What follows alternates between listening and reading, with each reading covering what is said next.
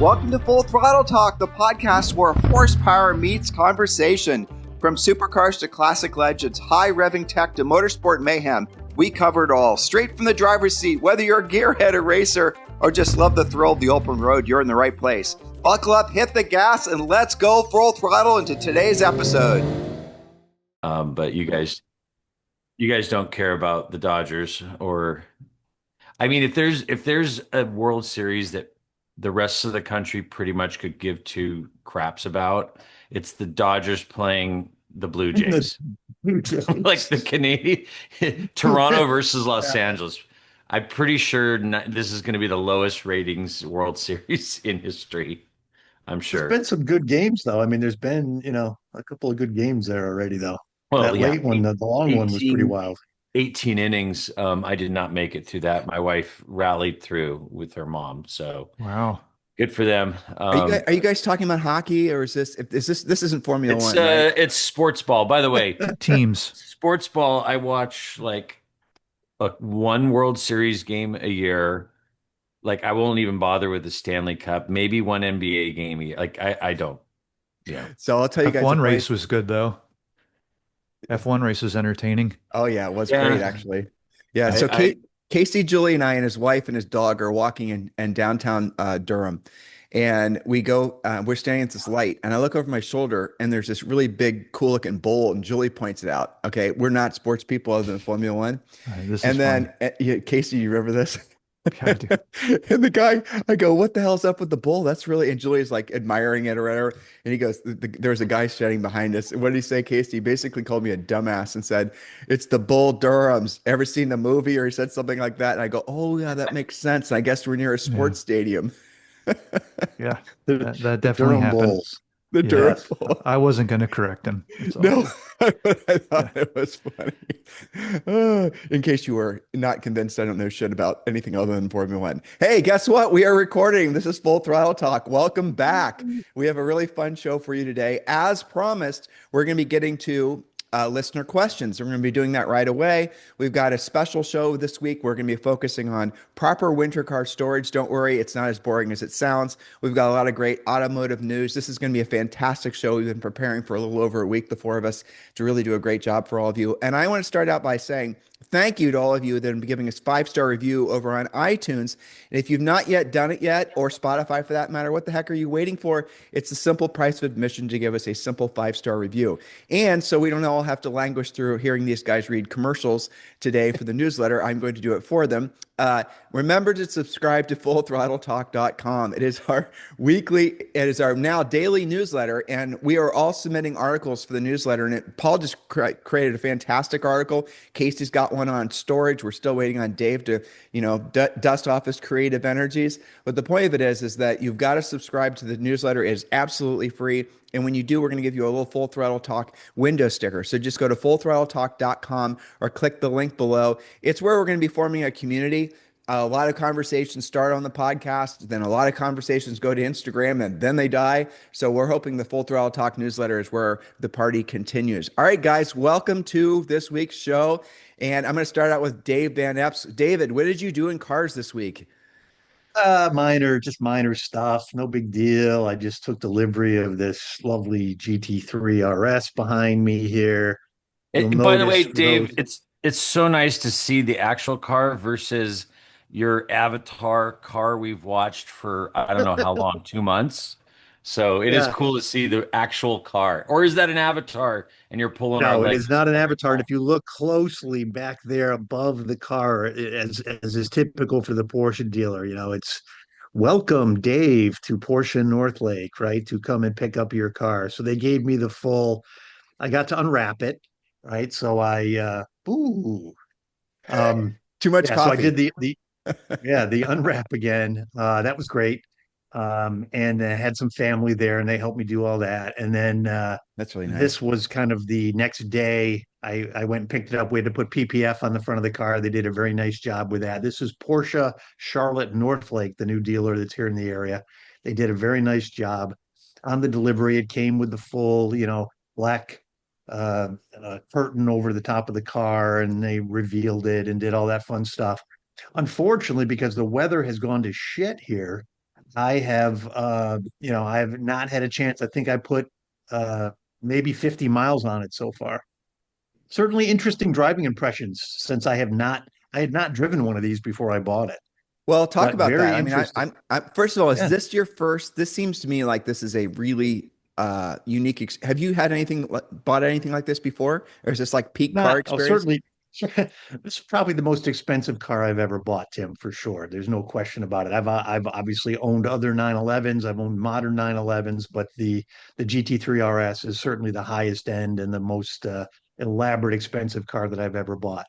Having said that, it's really quite an amazing machine. Even in the 50 miles, you can kind of figure out what's going on. It really is, and it because of the PDK and the way the PDK works, it actually shifts a lot more like a manual transmission car than you would think. It really does. It's especially in the downshift when you're downshifting and you're rolling up to a light. Those last couple of downshifts, really feel much more like a manual transmission car. It's kind of cool. I really am really digging it, and the one pro tip that I offer is that they drop you in this thing with the seats all the way down. And when I first got in it, I felt like, like a kid. I was sunk so far down into the car, looking up over the wheel and the hood that I really felt like, holy crap, this thing is huge. I mean, and it is a bigger car without question with the aero and the body kits and some of the other stuff. But I just had to raise the seat up a little bit and it kind of gave me my normal 911 view.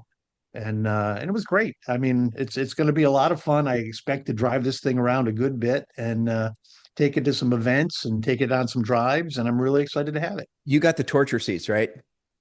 I did, yes. Yeah. But So don't be, I'll be don't, working on those. I'm already looking at some inserts and some yep. lumbar support changes. And the other thing that I really think is that you have to raise the nose of those seats up a little bit.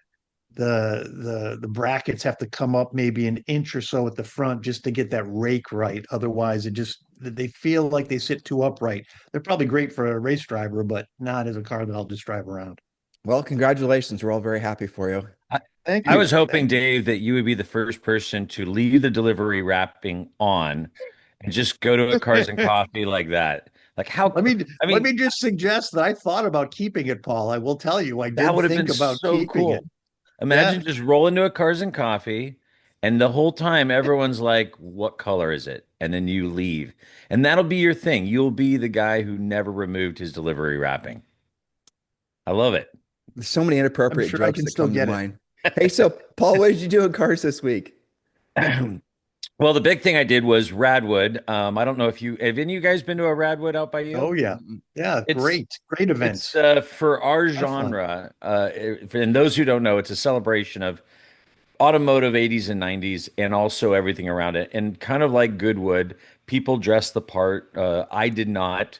I was in my mobility scooter, and someone said I should have come as Lieutenant Dan from Forrest Gump, but Oh, um, Paul, I, you I dress the part every day, so like I don't know, I maybe do. the I black do. It t-shirt never goes out of style, man. You know what I'm saying? never It's very does. 90s. When Steve Jobs said, why spend the mental energy figuring out what different to wear? I was like, there it is. That's my okay. excuse. So that's your motivation for dressing like a slacker, which is Dave's point, is basically you're essentially mimicking, you're channeling your inner Steve Jobs.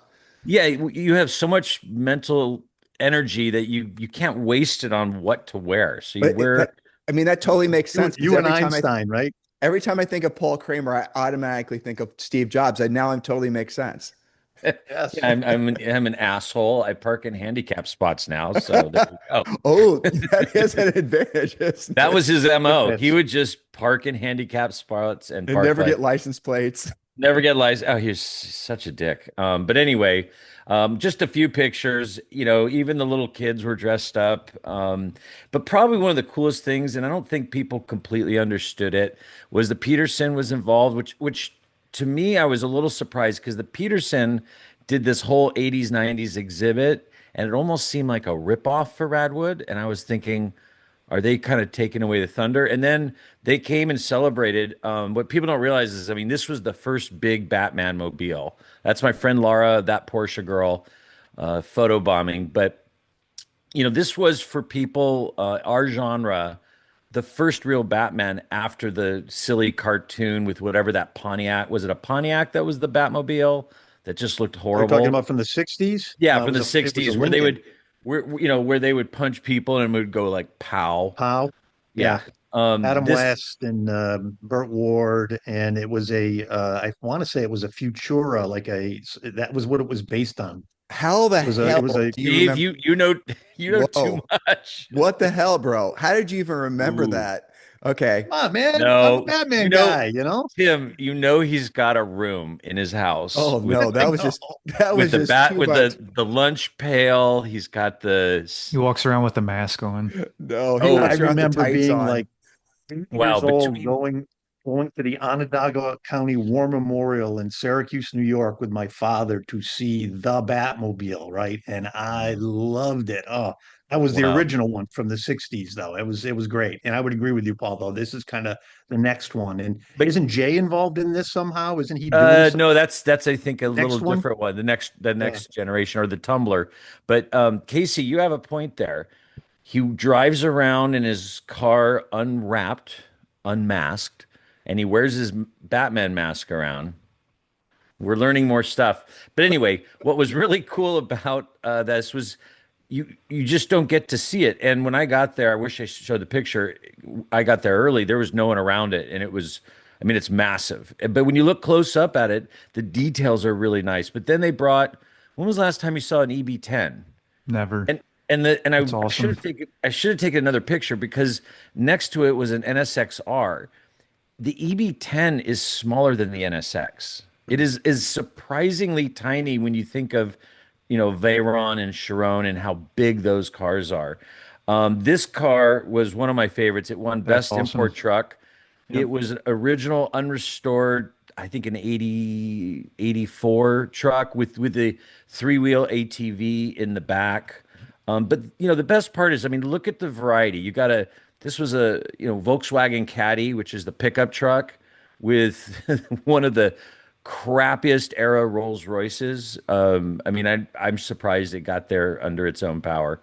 But of course, in, Harlequin, I mean, who doesn't want, I would love to take a Mark IV, 337 in Gulf R, make it a Harlequin. But of course, even though it was a 25th anniversary, which makes me throw up in my mouth a little bit, a Countach next to Casey, probably the nicest 944 S2 I've ever seen. I mean, insane. So that was it. Radwood, awesome. Very If you, cool. they're all over. They're the guys at Driving Well Awesome started it, and they're just a good group. And if you're, not to promote them, but I have to go to one of their events. You'll love it. Does I'm Haggerty own substitute. that now, Paul? Yeah, in Yeah, funny, I'll tell you just if you have a second, Tim, for a funny story. I've known the Driving Well Awesome guys for years. They live in Santa Cruz. They're really nice guys, and they're us. I mean, well, not you, Tim, but they're blue collar. Oh, okay. Oh, No, they are they just average car guys. They don't have expensive cars or anything. This was March of 22. I'm on my way to Hill Country Rally, and I get a call from one of the DWA guys. There's three of them, and he's like, "Hey, Paul, I'm looking for a 355 Ferrari manual, Berlinetta, maybe a GTS." Now you got to understand these three guys. They drive $10,000 cars on rallies, and I was like, Art, that's at the I was time gonna that say was that sounds like art. yeah. I go at the time that's that was maybe $100,000 car. Then they quickly became 150. I go that's really expensive. He's like, yeah, and I don't want red. I'm like, ooh, that's gonna be really tough.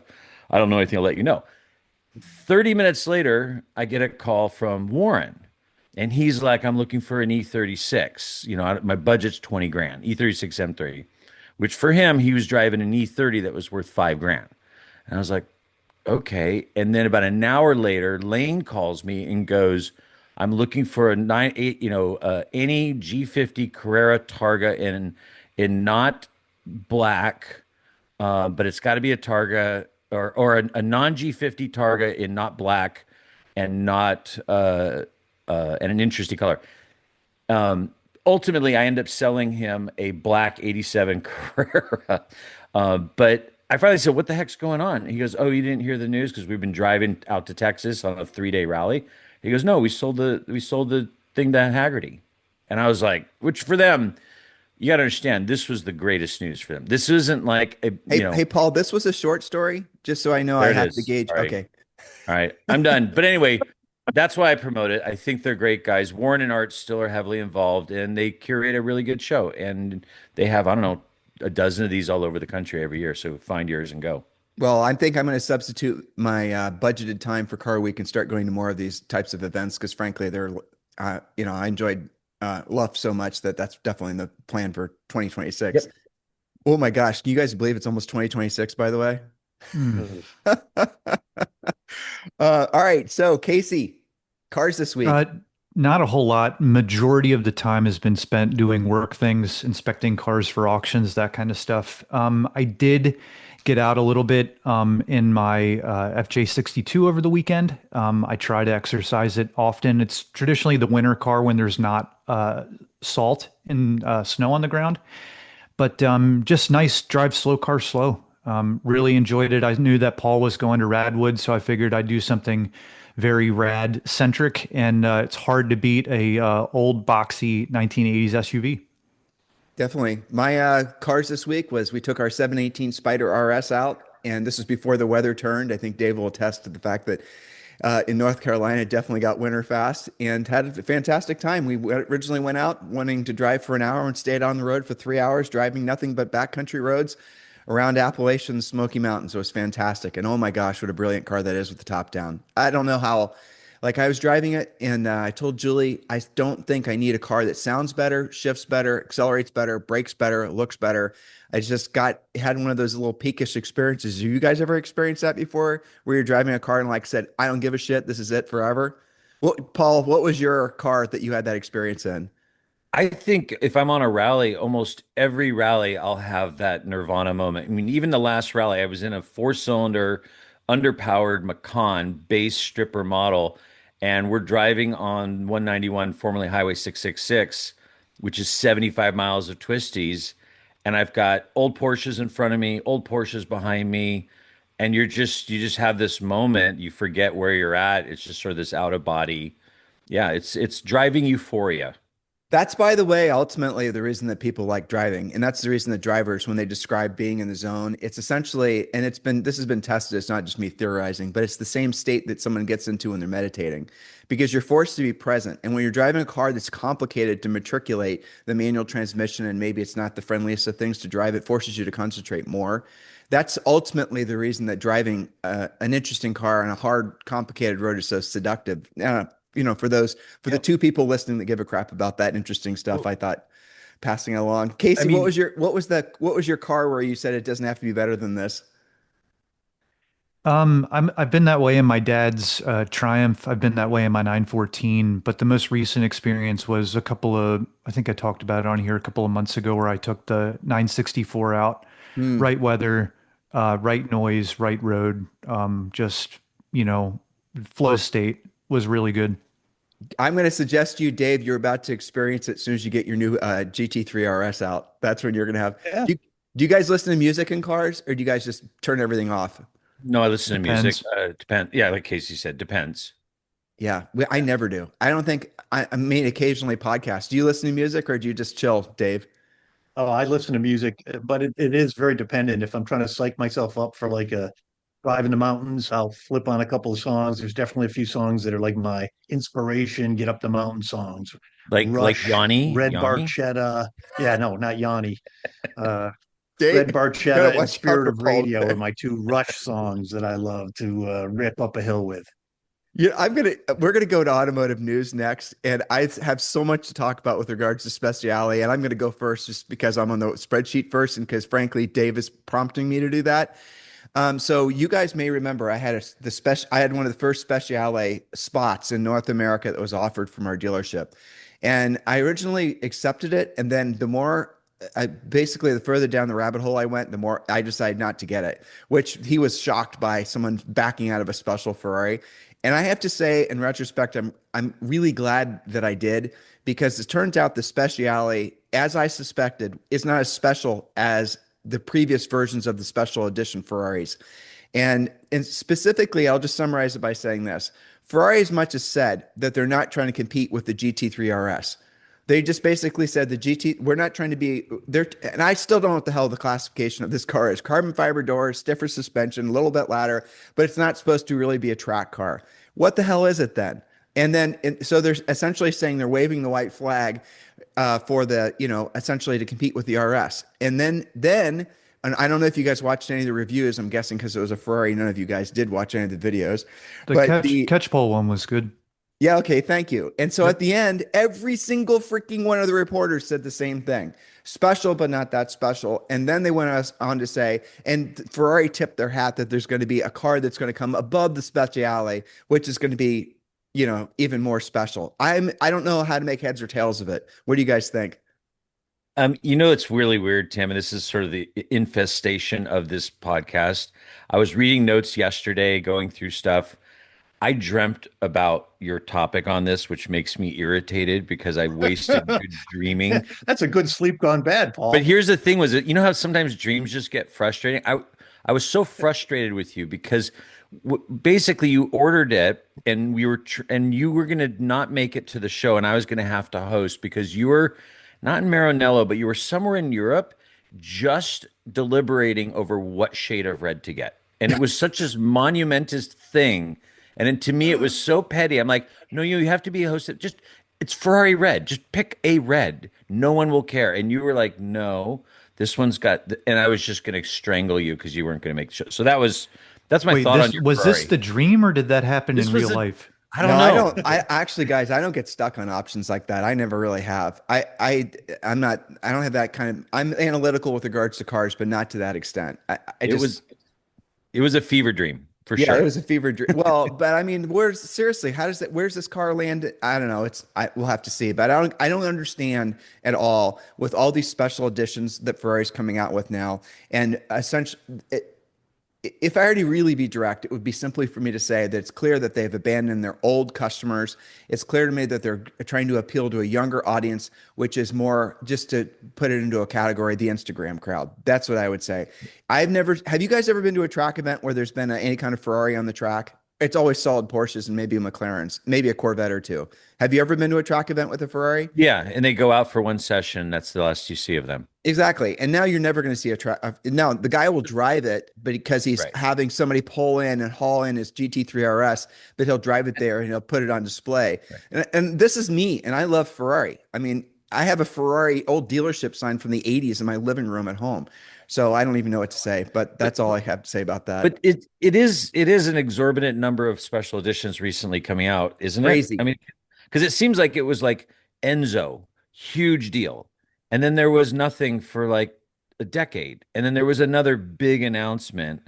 I mean, Porsche is certainly a victim of this too, but at least they're consistent. They've been doing this since the 70s. They'll find a reason to have a special edition 911 just to liquidate the end of a run. But it seems like, how many special editions Ferraris in the last 3 years? Look, I did some homework on this, and I don't want to touch on future points too much, but the reality of it is if you think about it in the GT, like the old 488 paradigm, right? All previous Ferraris to this generation, you'd have the 488. You'd buy a coupe. You'd order a Spider. The Spider would arrive. You'd sell the coupe, and then you'd hope and pray that you get an allocation for it in that generation of Pista. I mean, that's the way it worked. That was it. And maybe if you were a driver, you had an allocation for a Pilati. Right now, you have the 296 base, which is the GTB. Then you get the Spider, and then there's the Assetto Fiorano. Then there's all these others. And if you look at how many different cars just in the 296 family that they're creating, I think I came up with 8 or 9. It's pretty extraordinary.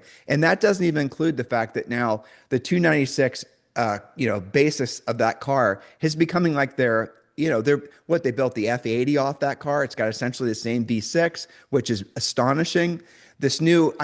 What are they doing calling a freaking F40? Even if they've made one of them, the F40 is a freaking six-cylinder. Why would you do that? No, but seriously, explain that to me. Why would you do that? Why would you use one of your most, and Testarossa before that? Why would you destroy that lineage? I just don't get it. I don't understand.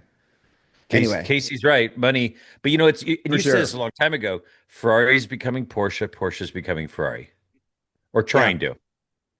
Yeah, I think that's, and I guess that's maybe the reason I find it a little bit, I don't know, almost offensive, to be honest with you, that they're doing this because you've seen a lot of run-ups in prices of these previous generation special edition cars, the Speciales of the past.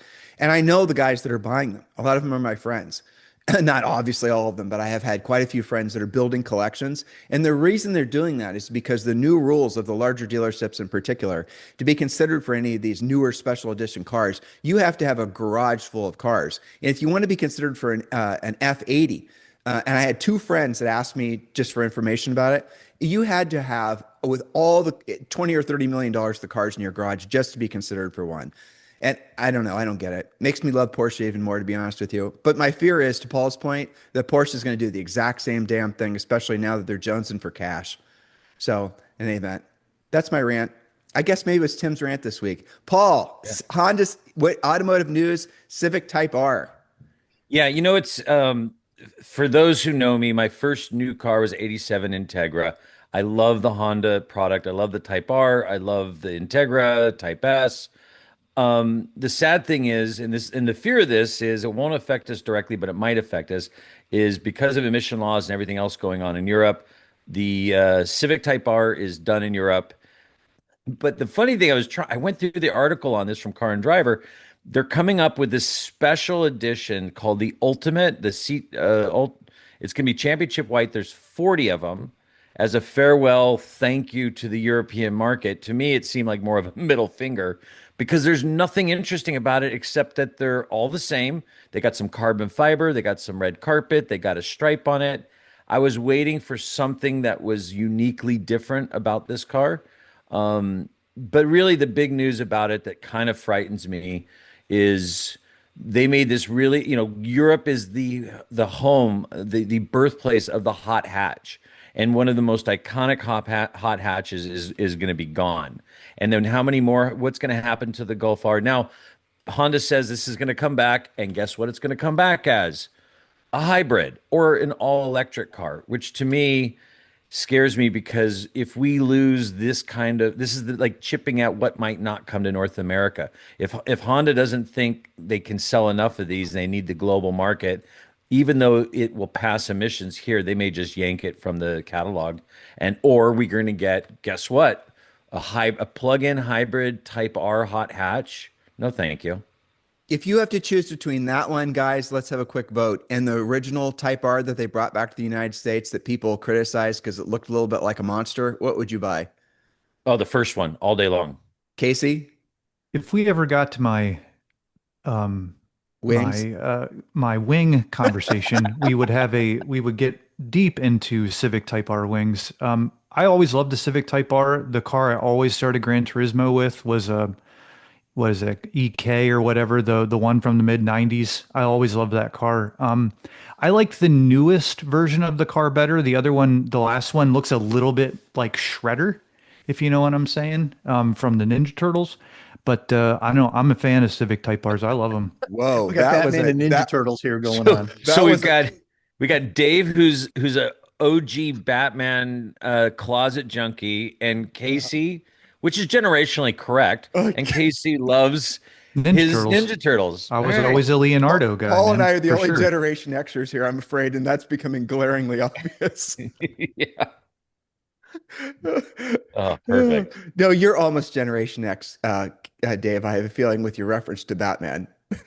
All right, Yeah. so Close enough. yeah, what would you choose, Dave? Out of curiosity, the original Type R I they would brought. I would agree with the two other fine gentlemen here. I would go with the earlier car Yeah, personally. but so that's fascinating, and there's another undervalued car that no one seems to really appreciate because I like that one too because it looks crazy, honestly. Yeah, I mean, when it came out, it was polarizing, and then to Casey's point, the next generation, they sort of placated to the audience. But as we've seen, as time goes on, it's the stuff that's crazy looking. And yes, the new one, the next generation, was better in all senses. But at the end of the day, when these become 20-year-old cars, they're going to be performance wise outdated. So performance becomes off the table, and you're going to look for something that's wildly interesting, not something that looks almost indistinguishable from an SI or a base one. In Or a fact, when I bar see those soap. next ones, yeah, I can't tell the difference. And you're right, you're going to want stuff that looks like Shredder. Yeah, here you go. Whoever the hell Shredder is. Casey, you're up next. So converse to the news on the 296. The press embargo also broke this week on the new 911 Turbo. And that, I'm not going to spend too much time on it, but it's pretty much what you would expect. It's a lot faster. There was a Matt Watson, the CarWow guy, actually had one on a dyno, and it actually made, I think, more horsepower to the wheels than Porsche even said that it was making to the crank, which was pretty great. But that's not my news story this week. My news story is brought to you by our friend Jeff Glucker, who posted this article on the Motor One website about a restomod Toyota FJ60 Land Cruiser with a really cool Tundra twin turbo V6 in it that Toyota actually built. Now, I think this is cool because I would really love for Toyota to continue their support with more historic vehicles, which unfortunately they do some of, but not a lot of, because there's a whole lot of parts for Land Cruisers that don't exist anymore, especially body panels, because believe it or not, these things did rust. So really cool article. And SEMA's coming up, so you're going to see a bunch of interesting stuff, but it's really cool that Toyota did this. TLC 4x4 in Dave's neck of the woods.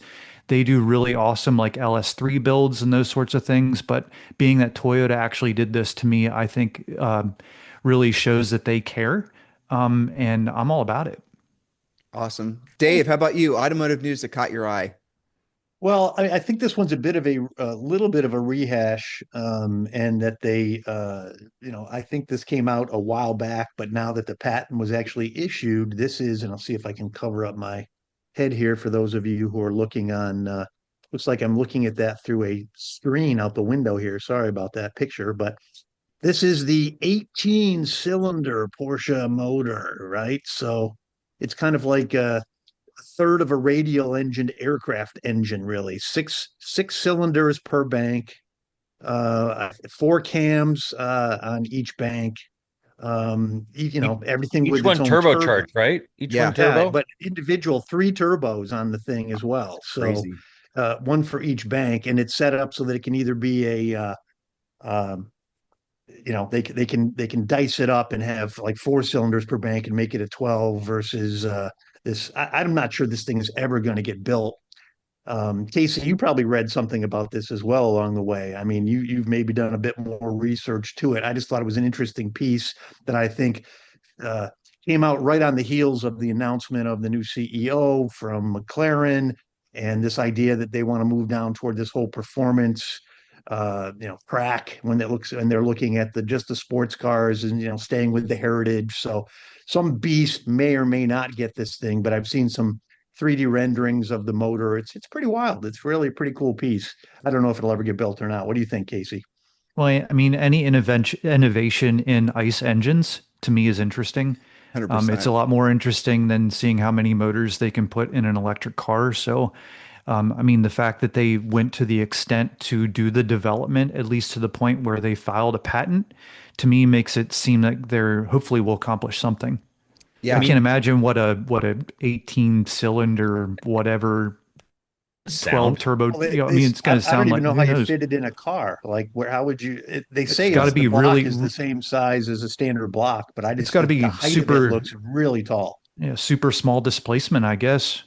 I mean, to Yeah. me, it's sort of that classic, like a dog peeing on a hydrant. Porsche wants to just go, we got this, and then, like, Dave and Casey said, it may never see the light of day.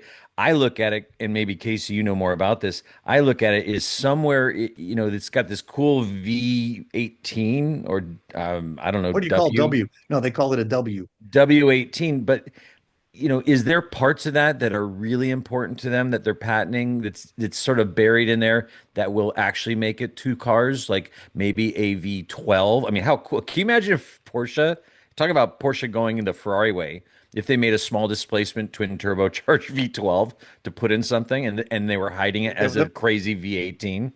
going to put it in a new 928, Paul. Yeah. Oh, Oof. Yeah, but thank Oh, God we're there not you having. be go. the most unreliable car on earth. Yeah, well, it'd be Yes. cool and Well, it'll this sound one. amazing Well, while it then this one runs. would fit right in probably, because Yeah. how can this first generations of this be good for any car, right? How Yeah. long is that? How long has that engine been? I didn't realize it had a back years? How long they've been working on that? When was I No, think well, they filed the patent, I yeah. think in roughly a year ago, and then I guess they got the patent recently, which is why it was kind of put out again. Is this also the six-stroke engine? I know that they were talking about like a six-stroke engine, if I'm not I don't, mistaken. I don't think that's this. I Uh, Oh, don't. okay. Well, I mean, I don't understand. I get what you guys are saying that it might be vaporware, but let's just go on let's be optimistic and put on our rose-colored glasses and assume that is going to make it into the next Porsche supercar, and we can wave goodbye to yammering about freaking battery packs for a while. I mean, my God, we What should have about a the full. Mission R? What We, about if they just yank the thing and they shove this in the Mission R and sell that as their new Halo car? totally. What we should have a rule: we never talk about wings. Sorry, Casey. We never Hmm. talk about battery packs again. And we full throttle talk needs to have some standards for gosh sakes. Yeah. Except I'm curious what you guys think about the new. This wasn't. I'm sorry if I'm stepping on anybody's thunder here. What about this new GT3 RS that supposedly is going to have a turbo, electric turbo, or probably turbos? Have you guys caught that as far as news goes? I haven't seen it yet. I It saw a there's repost of a video that somebody took with some Yep. noise. Where it I was don't leaving the know. factory, kind of that video yes. leaving the factory and doing that. I saw that too, but isn't this really more of basically filling gap in shifts? Isn't it more of a transmission like when the car is shifting and losing power for a brief second, isn't it more of a fill of that? Well, I don't quite in understand the it. turbo, it's actually, I mean, what you're proposing sounds like torque fill, It which is is. what I think the McLaren uses. What Porsche does is it's designed to, I guess it's similar, but it's designed to spin the turbocharger before it gets spinning from exhaust gas. Right. So I Mhm. guess it is kind of similar, but I think it's designed to not necessarily fill torque, but allow torque to start earlier. That's what the But Ferrari does. What you're saying, Paul. Basically, it's essentially that's the reason when you're driving. People say the 296 feels incredibly fast. It's because it does. It's incredibly fast. It's always pulling. There's no, But anyway, what do you guys think? You're missing the grander point here about the new GT3 RS being.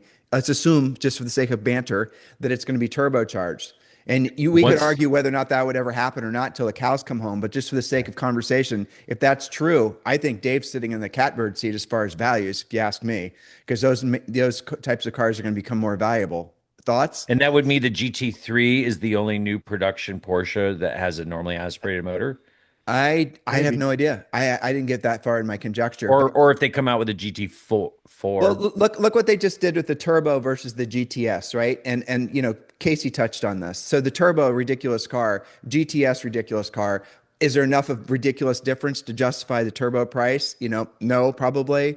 I mean, Matt Farah kind of said just get the GTS. So maybe what we're seeing is the GT3 line getting bifurcated in the same way. Where we're going to start putting turbos. I don't know. I mean, what do you guys think?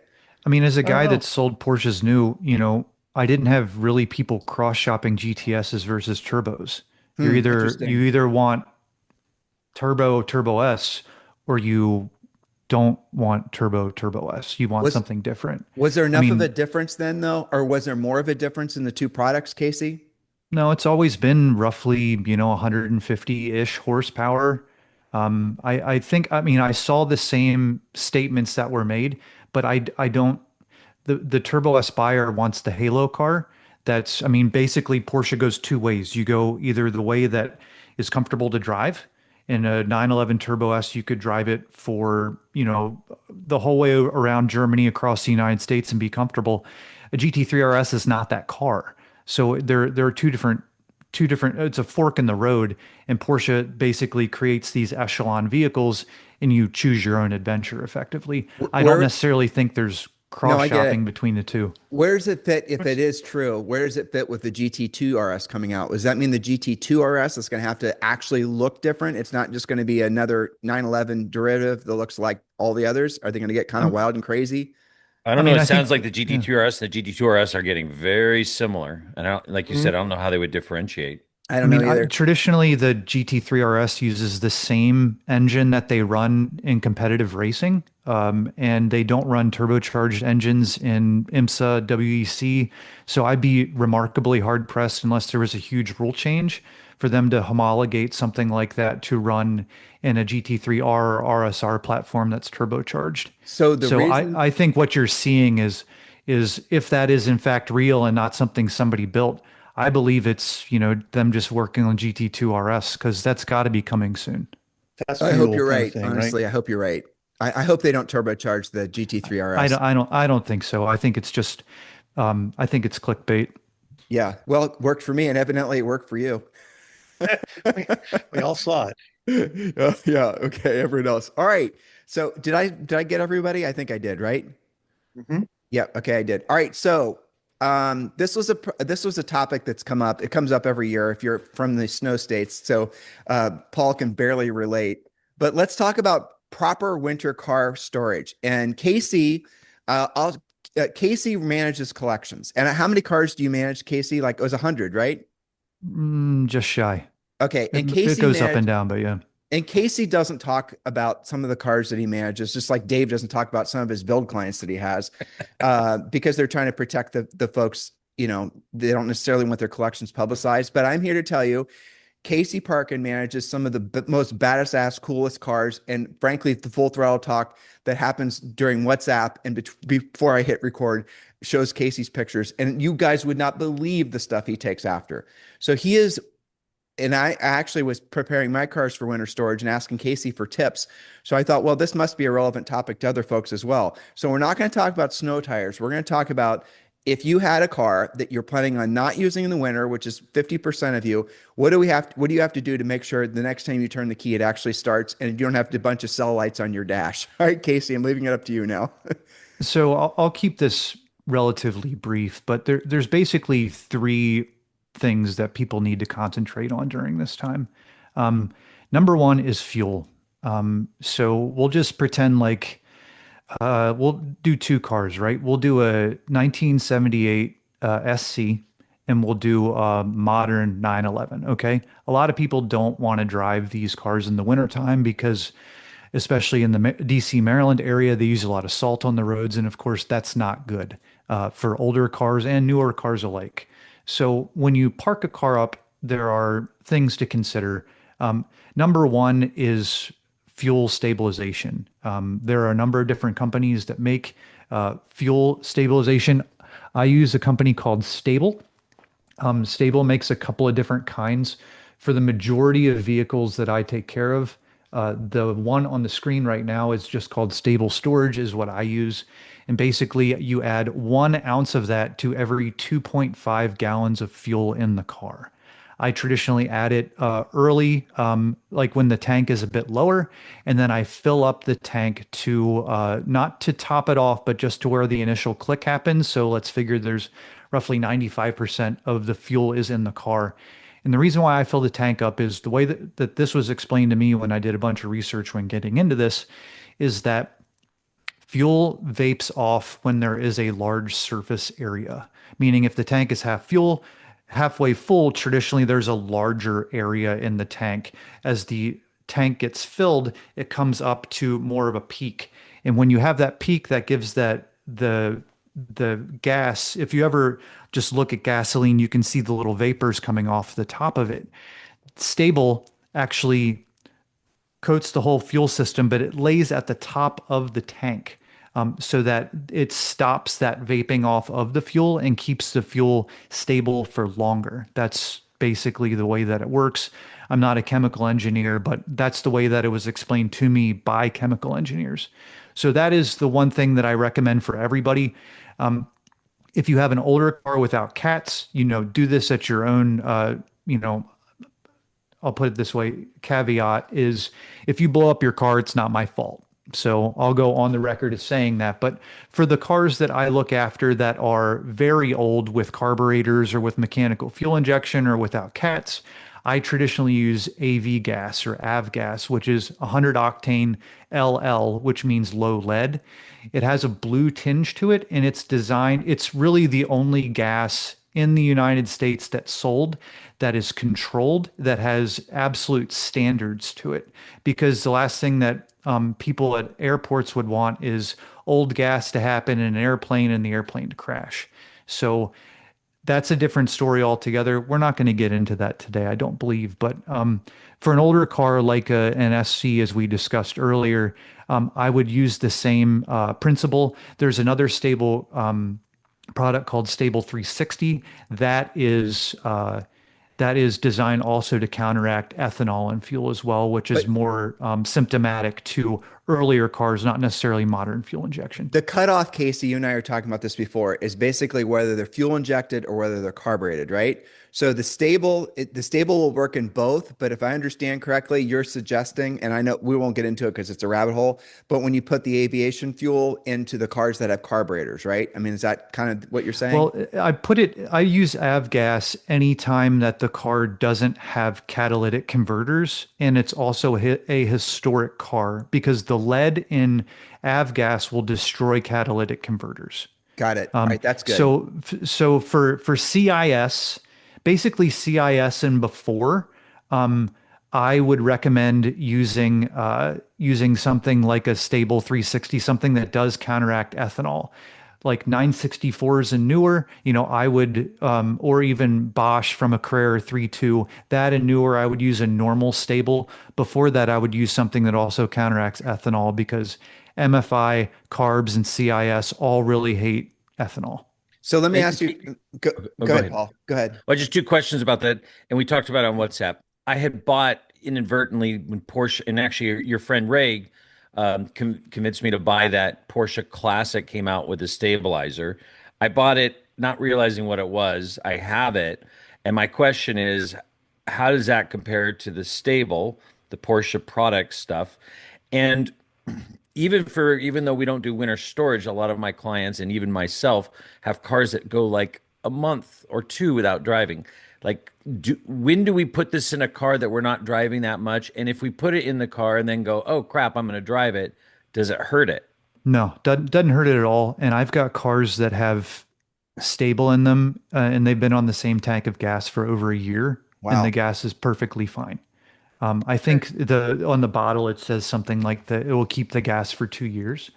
But on a lot of these cars, I don't drive them. The clients don't want miles. I'm talking things like delivery mile, new Ford GTs, those sorts of things that we're not necessarily burning through the gas in the car. So that is, as far as the Porsche Classic brand, who knows? It might just be white labeled stable. I mean, I'm certain that Porsche put their name on it and they're willing to guarantee it that it'll work in a car. I'm sure that it's perfectly fine. I use the stable brand because you can get the can behind me for, I don't know, I think it's like $16 at your local Napa. And to me, that works. And a number of other people that I know that look after collections that are far more significant than the ones that I look after also trust stable products. All right, so that's the fuel system. Let's move on. We're going to talk about this is something else I've always heard bad information about. Uh, Tires to prevent them from flat spotting. First of all, how long does it take for our tires to flat spot? I've never understood that. Maybe you guys have some information on that. And then also, I'm reading in the notes that you're suggesting to overfill tires up to 45 psi to prevent flat spotting. Is that applicable to all cars? That's what I do. And I'm sharing a little bit of behind the curtain because of course, if you overfill a tire, it has less surface area that it's compressing on the ground, therefore it have less flat spotting. So the overpressurization and then resetting tire pressures for the monthly drive that they receive, I believe is important. If it's the kind of car that you don't put miles on, I move the car forward and backward 6 to 8 inches to make sure that the tires are not laying on the exact same area. As far as how long it takes, it depends on the tire. I've got a number of cars with Cup 2s. I've got a number of cars with Cup 2Rs. I've got interesting old tires like P6000s or Pilot Sport 4Ss or, all it depends on the specific car that you're working with. But if you are able to drive the car monthly, to get heat in the tires to get rid of those flat spots, that is absolutely my recommendation. But if the roads are absolute crap, I do recommend just rotating the car back and forth a little bit, maybe doing a lap in your driveway and parking it back so that the tires are not parked in the same place. So There are the softer the tires, the faster they flat spot, right? 100%. Yeah. Yeah. What So do you think? What do you think about those tire savers, Casey? Like, That's what I was going to so ask. So they do exist. I've not made a case for them. I do know that at the Porsche Heritage Gallery, there often are a number of cars parked on the inflatable tire bags. I'm not sure if you guys have seen that, but to me, I think Porsche sold them a while ago. But it's an inflatable bag that you drive the car on top of, and that actually cushions the tire more so than what a preformed piece of plastic would do. So if that is something that is important to you, go ahead and give it a run.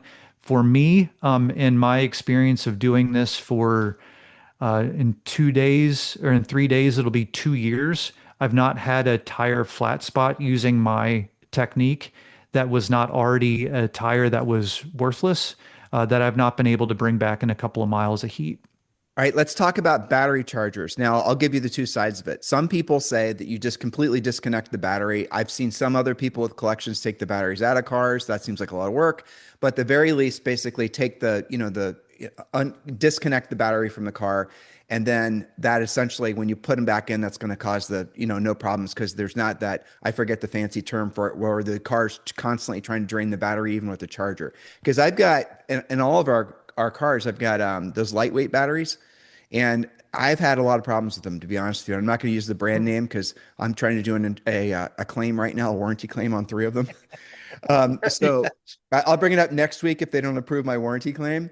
But the reality of it is all 3 of those lightweight batteries they died, and I had them on their lightweight chargers too. And I don't know what I did wrong, honestly, because that's supposed to be the perfect long-term storage battery. Any opinions? What mean, battery? Go ahead. I don't want to I say the mean, I brand. live on battery tenders. We've got, 20 of them going at any time in our shop because I have client cars and my cars always on a tender. I've gone through C-Tech, I've gone through the Grio's garage and all the different crap. At the end of the day, a high quality battery tender I find works better. New cars, it's just a big no-no on anything OBD2 or newer to unhook the battery. It causes more problems with readiness codes and all this other stuff. But I find that with a good I mean, here's the biggest problems I see is most people put shit batteries in their cars, crap batteries. And I see a AAA battery and I'm like, oh my gosh. In old Porsches, Bosch or Interstate are kind of what I stick with, or Porsche brand, which is probably Bosch or What's a rebranded. boner? Molly, Molle, Yeah, but something like that. the thing I really like, and I have this in the GT3, and I'm thinking about putting in more of my cars is the lithium batteries. Not only are they really light and they're better than those dry cell batteries, the small ones. They're small, but they put them in boxes that fit your car. But the coolest thing about some of those batteries is now you have a Bluetooth app where you can see the healthier battery, and I find that the proper chargers that can do lithium, I mean, they'll go years. But a good battery with a good tender, I'm getting like 9 years out of that battery on average. And that's cars that sit. That's a long time. That is amazing. Yeah. We, Well, we he's But shove also, I more don't have, batteries. also the other big thing that you don't, and Casey probably mentioned, here in Southern California, I don't have huge temperature swings. right. But in some of your guys' states, I think that's the killer is you go from freezing to 100 degrees in a calendar year. And that's probably not good on the battery. He We kills them we for sure. Yeah, we always see, especially at the dealership, when the wintertime came, you get the first couple of cold snaps, 35, 40 degrees. That's when batteries died. I have used 3 or 4 different brands of battery tenders. So there, of course, is the battery tender brand for certain cars. That's perfectly fine. Any car like a modern, let's say a 991. Yep. So Dave, hold that up closer to the screen, Dave. Is that the Tech. That's the but there's Porsche branded one. Yep. there's 2 different types of C-Tex. Is that the lithium ion one, Dave? Let me look. It'll be I blue actually, I and actually won this, Paul, at Texas Hill Country, and you can so see there that I've used it. Haven't so used it there since. are So there are 2 different types of C-Tech chargers. There's the MX5S or something like that. that's That what is this one the is. MSX5. Yeah, that's not the one you want to use on your car, Dave. Your car has a lithium ion battery in it. You need to get the C-Tech branded lithium ion charger. And the interesting thing about that, this is real nerd stuff, but if the battery goes dead meaning you forgot to plug it in or something like that, there is a reset button on the battery. So basically, if the car gets below, if the battery gets below, I think it's 80 or 85% state of charge, the battery literally turns off. I'm here to tell you guys that that is from personal experience as of in the last, that's kind of a myth because again, I'm not going to go down the rabbit hole, but I have exactly what you're describing and it definitely doesn't work as advertised. And But you maybe have are you talking about a dry cell battery or a no, lithium I'm battery? talking about a lithium battery where you Well, push the battery and it gives it automatic backup, the whole thing. I've Yeah, got yeah, yeah. those. I've got them in well, all of our I've cars.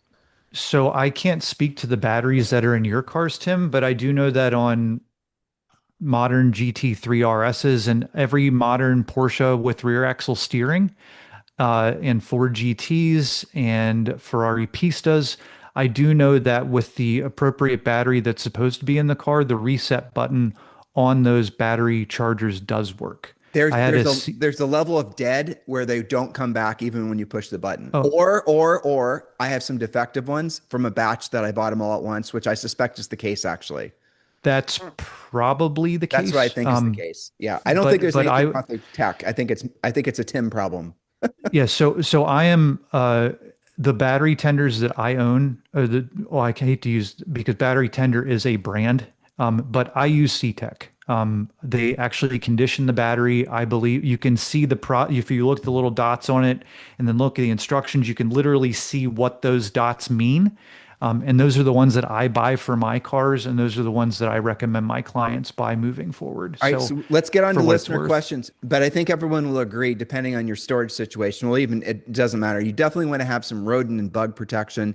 You definitely want to have something that, like, you can get those dehumidifier bag or dehumidifier bags you can throw in the car, just things like that. So if you're storing a car for a couple months, you definitely want to, assume that there's going to be a rat family that's going to want to move in, or at the very least, there might be some white mold that tries to form inside the car, especially if you have temperature fluctuations. So yeah, there you go. All right. Anything else? I think we're good. All right, let's go into listener questions. Now, a lot of these are hybrid of listener questions. In other words, we've had a lot of listener questions, and then I've combined them to make them, I think, a little bit more palatable by the masses. And so I'm just going to jump right in. You guys ready? Yep. Sure. All right. Let's go. So listener questions. How do you drive an air-cooled 911 into a 911 into a corner without turning it into a lawn ornament? Weight transfer, voodoo, brake timing. Give us the survival guide. And Paul, I want you to go last. You guys have, because I know you know the answer to this one. Do you guys have any explanations for that? Well, I mean, again, what are we talking about here? What's give me this the circumstance? Are we just driving up in the mountains? Are we just, I mean, we're just talking about the fact that that air-cooled car's got a heavy back end and that you definitely don't want to be lifting off in corners. You got to stay on the throttle as you're, braking ahead of time. Typical driving stuff, braking You pretty heavy much ahead of the nailed it. corner. Get your Be braking be done. cognizant of weight transfer. That's it. Get your braking done before you hit the corner. Paul, now I know you've competitively driven your old short wheelbase and long wheelbase 911s, and those things are, notorious. If you brake too late, the acid's going to come around depending on the apex of the, turn of the radius of the turn. Yeah, and I think part of the charm of driving either a short wheelbase or an early 911, the earlier you go, the better. 356s are tough because I don't know if you can carry enough speed. I know the 356 guys will hate me. And just for With my those friend tires, Mike I bet you can. and my friend Mike, the 912 guys, they may struggle to carry enough speed. No, just kidding. Mike can actually move really good in his 912. But the thing is, and Tim, you've probably experienced this. When you get it right in a 911, an early 911, let's say you're doing a mountain road and you got to turn and you stay outside, you get all your braking done, you're aiming for the apex. Early 911s take this unique set and it's hard to describe. You feel the back end just sort of take this step and go hunk. And right when it does that, the car's saying, get on the gas. And where I see people who have a problem is right at that point, if you lift, you're going to spin. And the weird thing is, I forget this. It becomes sort of innate part of driving. I'm so used to driving these cars, but then I'll do a rally in like a 944. You can't see that one. I'll do a rally in 944, which is really a front engine, rear wheel drive, 50/50 weight balance, more of a conventional car. And I will come into a turn too hot where in a 911, I may have an issue and I forget. and then it just sort of corrects itself. And it doesn't have ABS, doesn't have, I mean, it doesn't have traction control, but ultimately the annoying reason why there are so many of these old 911s on rallies is because they are the most interesting car to drive, in my opinion.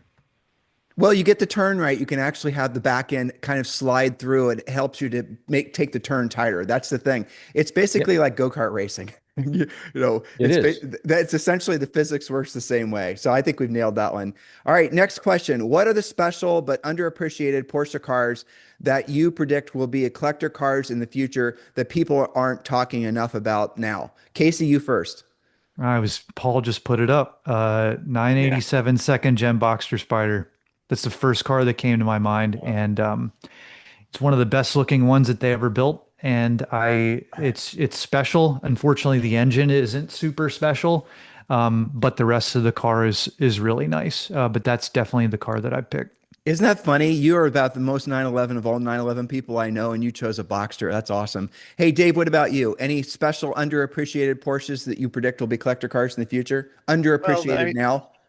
I think they're all collector cars, obviously, but the 996, of course, is going to continue to bubble up, and pricing on that is going to be. I think people, the older that gets, the more people are going to care less about the headlights and those sorts of things, generally speaking.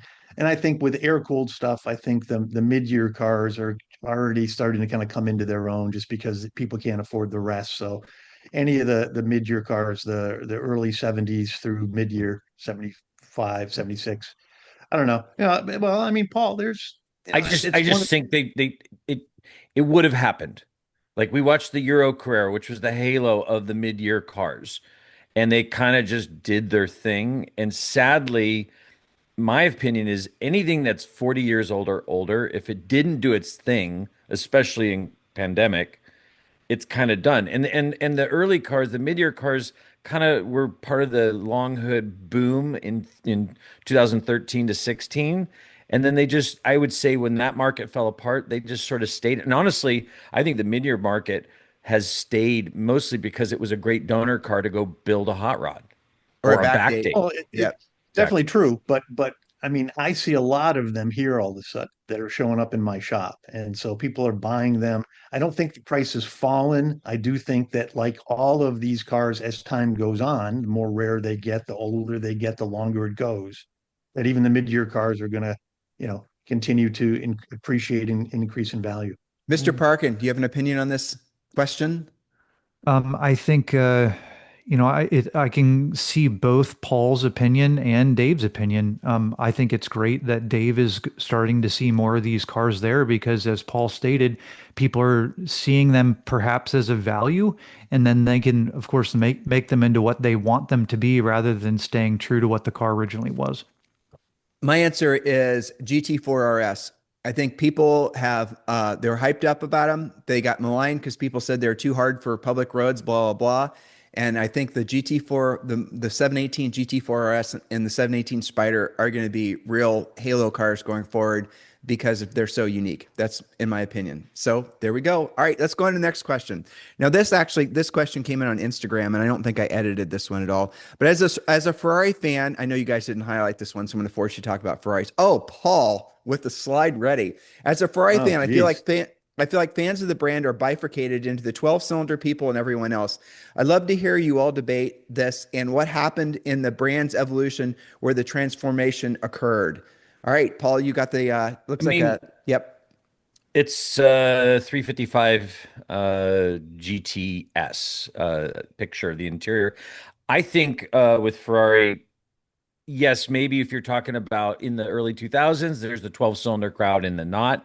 I think now we're at the point where is the certainly are you a manual or not, which basically what after the 430 kind of ends. I mean, yes, there's a few, but technically, or ultimately 430 and are you a 430 and older person, or the other part is are you a normally aspirated versus turbocharged hybrid, whatever. But it's sort of why for me it's hard for me to get any interest in Ferrari after 430, in my opinion. Maybe 488. I would say I probably bumped up to 488. So what you're describing, and I have a feeling you don't know, are cars that were Pininfarina designed versus in-house, and cars that were designed under when Monticello, I think I'm saying is wrong, or I'm probably saying it wrong, was the in charge. In other words, before Ferrari went public. Yeah. That's what you're describing. Those are the Yeah, cars that you and I like. think the design is important because it feels like the modern design is they put in all these requirements into Chat GPT and it says here's what you have to design to meet all these different cafe standards, whatever, and maybe a general idea of what the market wants. And I think that's part of the reason why it's really hard to differentiate a Ferrari from a C8 Corvette, from a McLaren, for someone who's not deep in the brand. And I see it, and you have to look at it and go like, is that a Ferrari? Is that a C8 Corvette? Whereas, I mean, I would say the only thing that's differentiating different to me is the Roma looks a little different, in my opinion. It is funny that I cannot tell you how many C8s, especially red ones, coming in the opposite direction I've seen that I thought was a Ferrari. It's crazy. Yep. It is crazy, especially in North Carolina.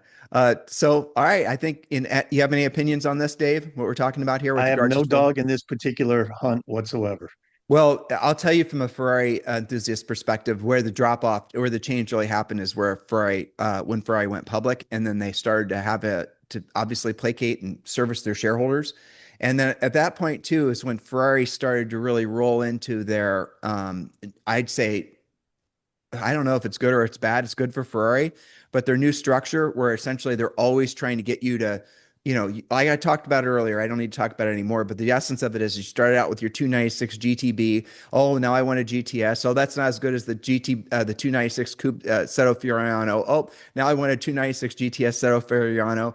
Oh, hold on, there's a new Speciale. I want that one. These are all 296s. I had to write all this down, by the way.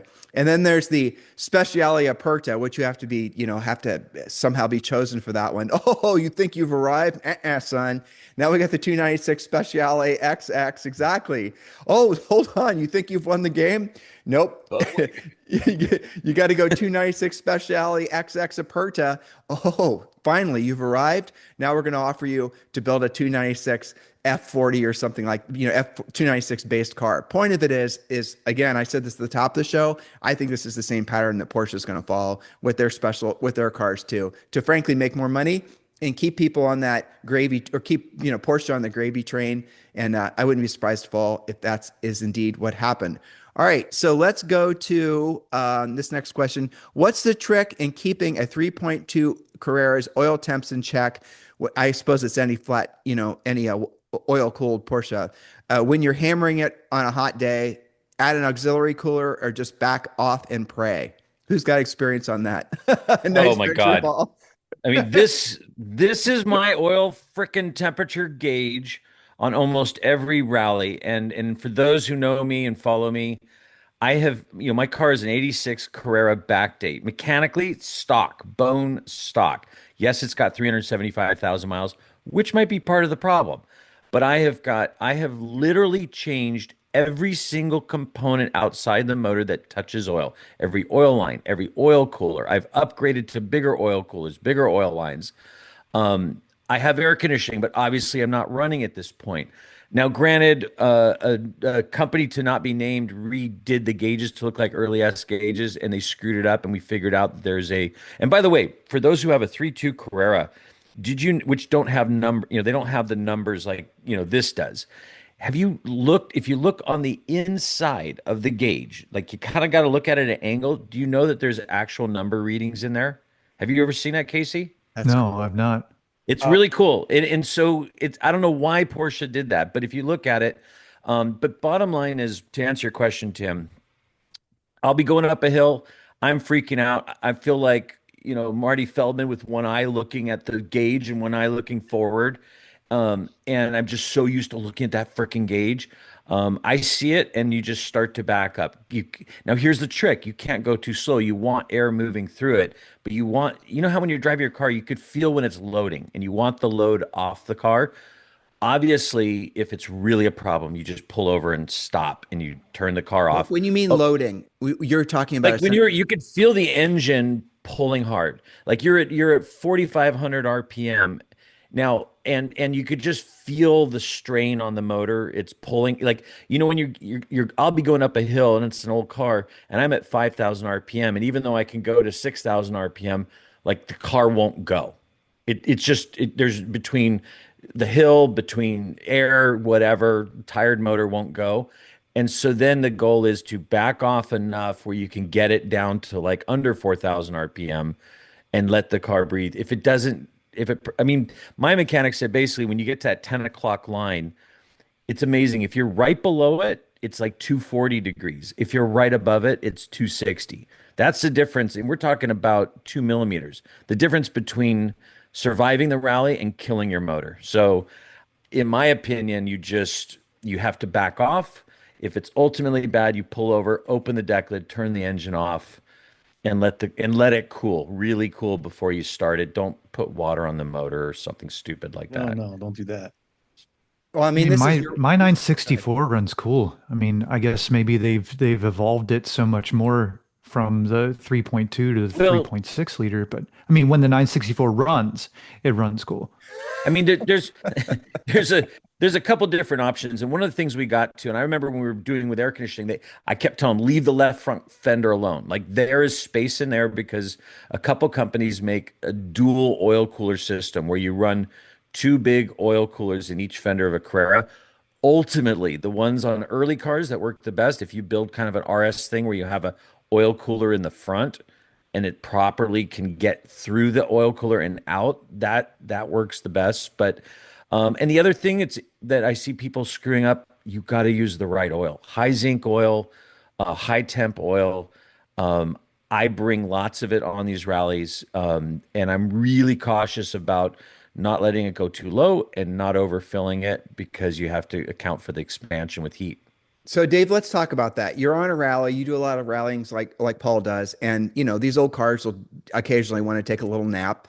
So what do? You one of your I customers is never out. look at the gauges. I just hammer it. There you go. He has a shop. He can rebuild the motor, so he doesn't care. That's right. But even I I mean, even here's the thing I always tell people, you spend besides the money to go to a rally, and this always baffles me. And it's the same thing with a track day. You spend all this energy and money to prepare for it.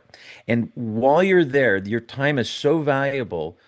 I always tell people when they're debating to get their car ready, I go, if you're broken down the side of the road and you're going to miss one of a 3 day rally, a third of the rally, waiting for a tow truck, how much would you pay to not be there? And my mechanic totally, yeah. knows if it even slightly look like. And here's the other thing: if you have an air cooled Porsche and you're going to do a rally, the three things I see fail that we check. Dave, Hill Country Rally. Remember I said, hey, everyone in the audience with 400 people, how many of you either fuel pump, starter, or alternator in this rally? And the shocking number of people, we're talking a fourth of the audience had a problem with that on the rally. And I think it's because these cars are underused. They don't use those components. Like, well, I replaced it 5 years ago. So those Well, I three will tell you that things. that Let me. all the Bosch stuff. I mean, I have problems with any Bosch product. I mean, we've moved away from as many Bosch fuel pumps, alternators, starters. It's all reman stuff right now, and it all is garbage. So we keep looking for alternatives, either the Wasp on the alternators or Well, Vallejo. let me ask you a question though, Dave. So if you, given what Paul just said, if those are the three common failure points, is there a Mhm. way to check the health of those things and actually get a good health read? Well, unfortunately, no, unless it's unless it's intermittent to start, because a fuel pump is, if you're driving and that fuel pump starts making noise and an air-cooled 911, you can hear it. I mean, even a 964, you can hear it. If it's starting to get tired, like I've done a long drive, 600-mile driving down to Florida, and by the end of that drive, that fuel pump starts to scream. That's like the sign right there that it's time to maybe look at changing out that fuel pump for And sure. Well, how so much? for How the much is a fuel pump? How much is a fuel pump Not on not it? a lot. I mean, A couple hundred bucks. it's less than $200 typically. Yeah, I just for mean, the so part. it might make sense if you think it's sketch, just go ahead and replace those parts Well, on a long rally. my rule of thumb, especially with all the air cooleds, anything that's 964 and older, 993 doesn't matter. Every 5 years or 15,000 miles, do a major service, which is a valve adjustment and changing fluids, etc. In that, every 5 years or 15,000 miles, I do a new fuel pump. Boom, problem solved. Those aren't remanufactured. The starter. those fail so much. There's such Oh no. crap, I just such had to crap. have mine. I had to get pushed on my last rally because my starter just I go into lunch, it's great. I come out from lunch, won't start, just dead. You guys So are and you that guys are that taking was a new starter. you guys are taking the romance out of driving old cars. We better move on. So, next question. What's the right way to bring up any sort of engine? But this is fascinating because this person did ask the difference between a Ferrari and a Porsche. And this, again, a hotly debated topic between those two cars and with regards to warm up. So, what is a good strategy for warming up? Do you warm up at all? Do you have to warm up? I'm adding to the question. Do you have to warm up old cars, new cars? Dave, you go first. You're the resident shop owner. Well, I'm the shop owner with I think everybody would suggest that you should not just jump in, turn the key, and hammer and go, right? You'd want to let that car, breathe a little bit, come up to temperature, no matter what it is, new, modern, old. The old cars certainly, they'll just run better as well, in addition to, making sure that you're not putting too much wear and tear on the motor while this oil is still kind of circulating around, because especially with the air-cooled motors, you've only got the oil that's in the motor to start kind of until Right. that thermostat opens and starts circulating the oil around. So that can be a few minutes though, right? But you do want to let that car warm up a little bit on an old air-cooled car. And I can't, I'm sure the same thing applies to Ferraris. The guy with the collection can probably give us more sense of this, because I think there's probably guys that don't want to let those cars just warm up and idle, right? You don't want to let that car just sit and sit and sit and idle. You want to actually drive the car, get the revs up and all that. Casey? Casey, you drive all your cars once a month, right? The cars you take after, at least try to move them. Small amount of distance, yes. Some of them are brought to idle, but then of course I step it up to 2000, then 2500 RPMs and do those sorts of things. But when it comes to air-cooled Porsches, I always get some amount of heat in them before taking off, especially with RS cars, because I just think that's a better way to get the oil moving around in it. It also gives me the opportunity to check the oil before I head off on a drive to make sure that it's happy enough before heading out. So in Ferraris, I don't know if you guys know, Paul, do you have any, you have your Ferrari shifter? Yeah, I mean, the thing I've learned about Ferraris for the most part is second gear is a no-no until it warms up. I On mean, the older eh, cars. on the Yeah. older Ferraris, and it's not even like, oops, I went into second. It won't let you go into second unless you force it. And I always tell people, especially with the Ferraris and you're going slow, just you start off in first and you build 3,500 RPM, and then you're in third, and you do that, and then you'll go to second, and you've experienced this, Tim, and magically it goes, now you may use second. It's sort of this sort of very like obvious, the car's warmed up, and usually when you could do that with a Ferrari, that's about the same time the engine's warmed up, in my opinion, or what I've found. Jay Leno said something. It sounds right. It said he thought the oil passages in the old Ferraris, again, these are the pre-IPO Ferraris, actually were narrower than, say, for example, German cars. I don't know if that is true, but it does kind of make sense. And the Ferraris, you do have to warm them up. But so this is kind of an interesting question I just thought of. The newer cars where they'll do that, you got, Case, you're gonna have to bail me out here, where they pre-warm the catalytic converter.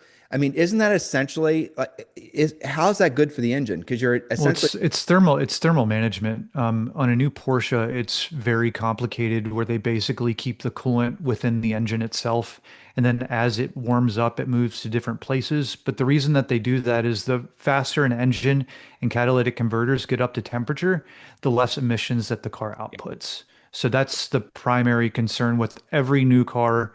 And I mean, that's how cars are made legal, across the world. They need to make sure the engine gets up to temperature as quickly as possible. Porsche made a big deal out of it, starting with, golly, was it 991 where all the servos were failing in the coolant Yep. areas but in the back of the engine. So that was really when they started doing that. And then they pretty much had it fixed up through, well, the valve blocks would fail in 15. 991.2s. But yeah, that 991 is really when Porsche started making that investment in thermal management. Must have been required by governments. interesting. Yeah. I mean, Yeah. I Oh, what's with your with feeling? modern. I was just gonna. Sorry, I was going to ask. Go ahead. You ask your question. I'm I going to come just back said I to just said 915 modern transmission. Porsches when you start them, we've all experienced where it sounds even if you didn't get the sport exhaust, you know how you start it and it sounds like it has sport exhaust and it sounds really rad. And then and basically with those cars, I wait for it to, the tone Drop down. changes. And when the Yeah. tone changes, I drive it and you drive it at 50% everything gentle until you get oil temp and water. And that's the hard part about modern cars. You have to change the gauge so you can see the oil temp, and because that's more important than the water temp.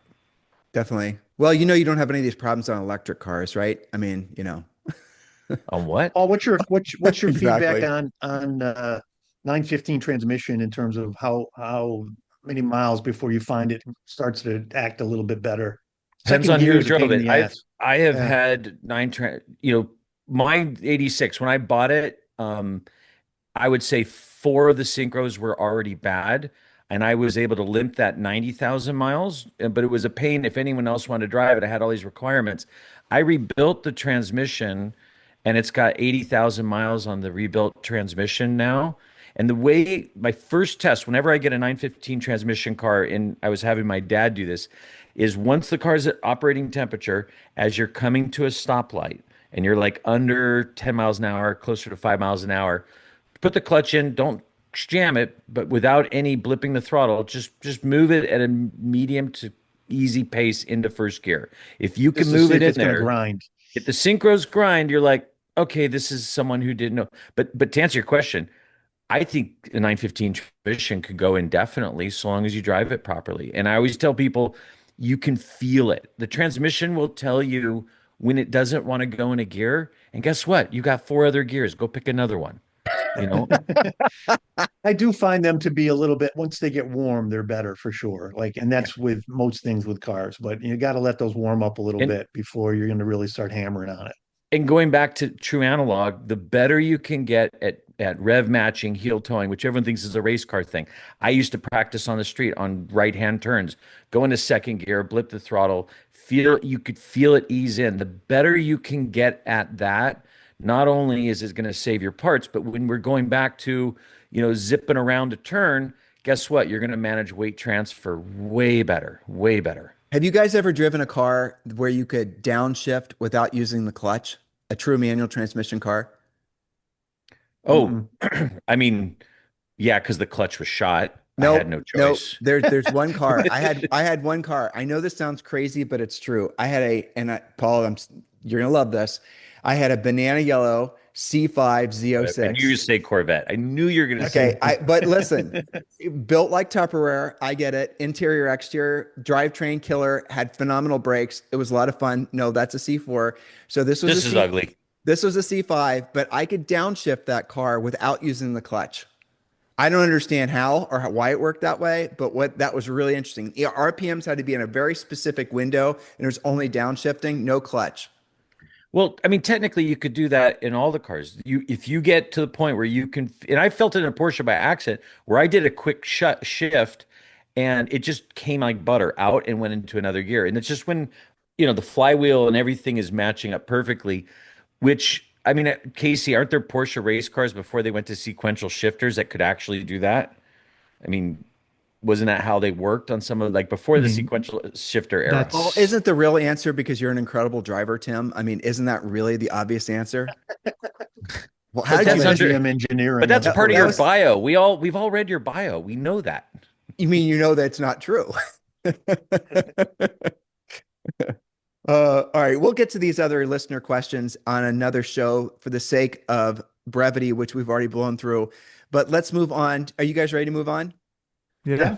Okay, let's go to this or that. This is probably my favorite segment of our show, by the way. I don't know about you guys.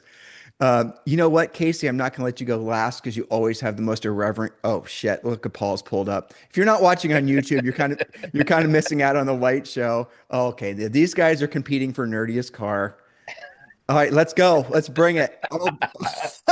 Wow, that is called a trifecta of shit boxes. Oh. Sorry. It gets worse. You ready? Oh, there you go. Oh, Oh, Messerschmitt. you Nice. guys. All right. So this is. I'll go first. I'll go first. Thank you, So sir.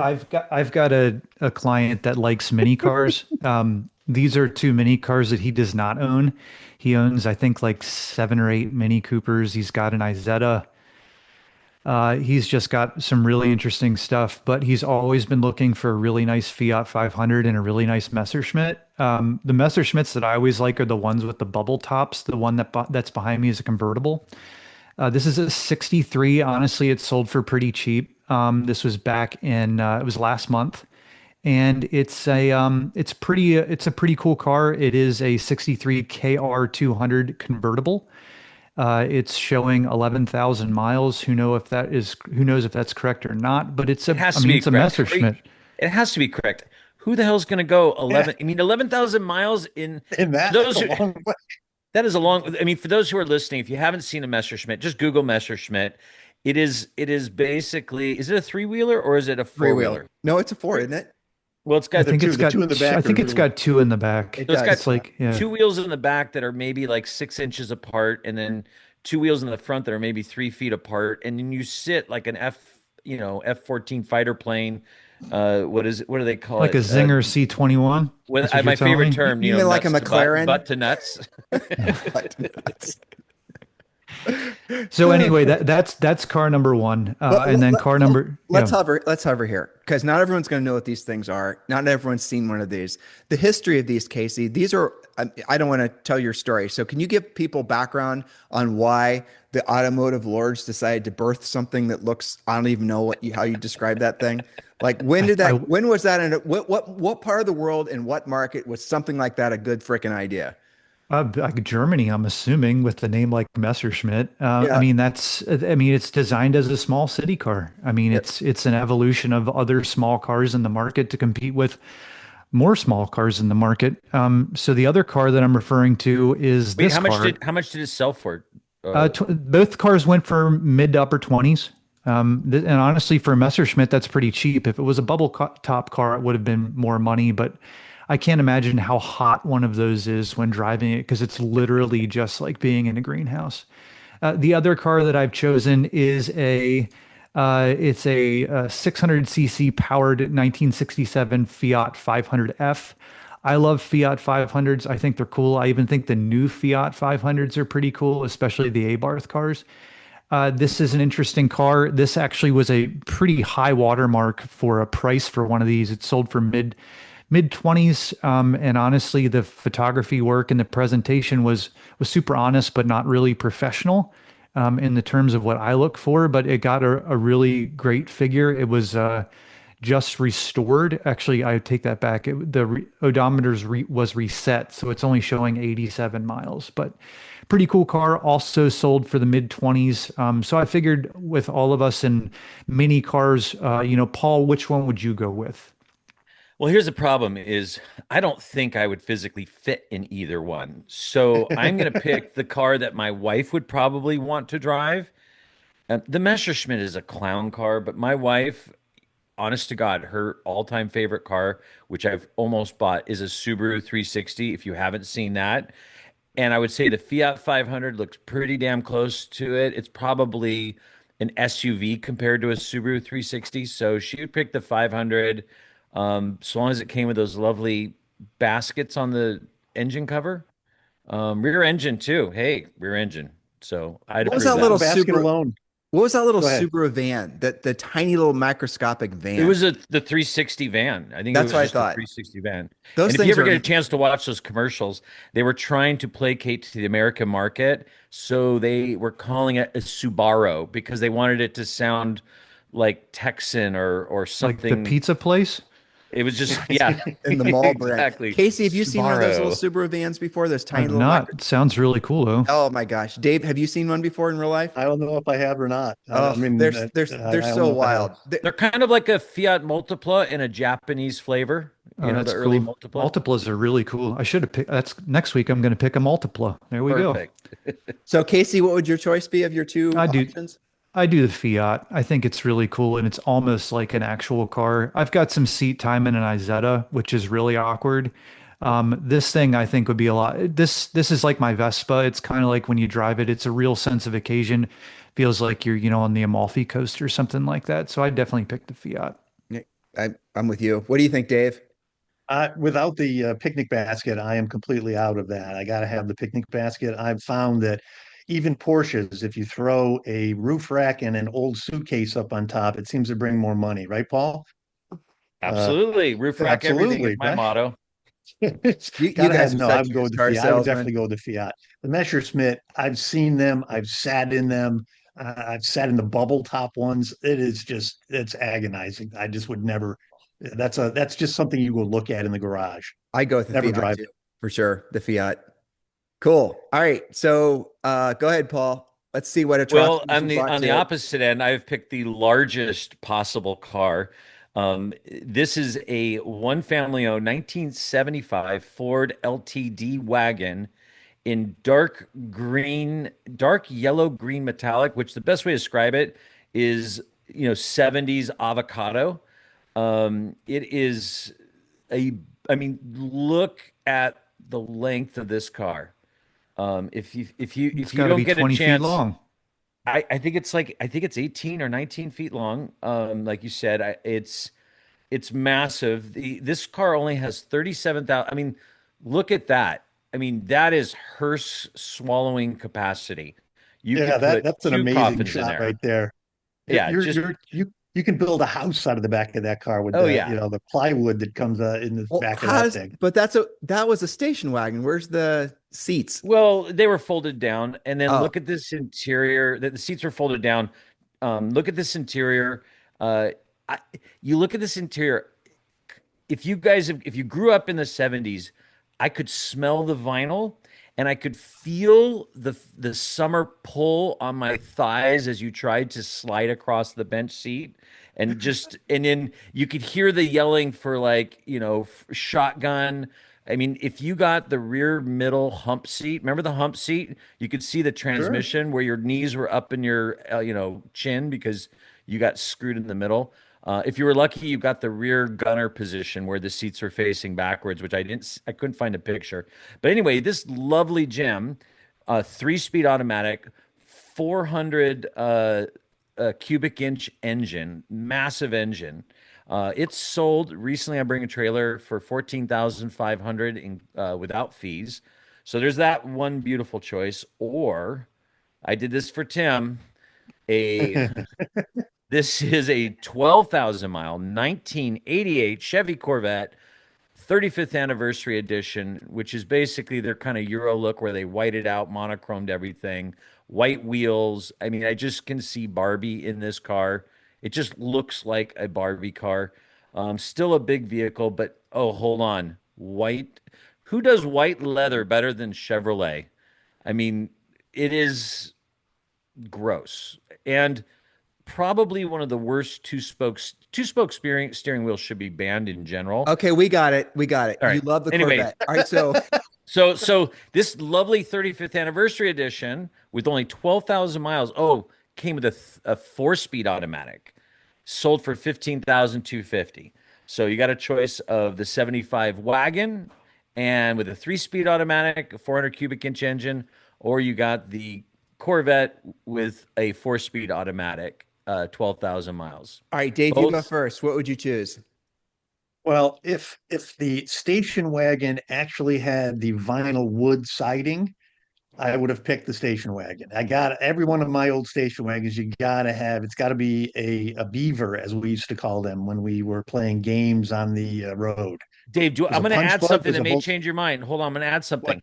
This Okay. particular wagon, this exact model, not this exact car, was a big part of the Dan Aykroyd movie, Jim Belushi movie, Blues can't Blues remember. Brothers. Brothers? Blues Brothers. Thank you.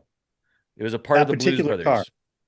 Not this particular car, but exact color, make, and model. Okay. I mean, the color is fantastic. I need the wood siding. So I would have to go with the Corvette, unfortunately. I mean, I'll pick the Corvette.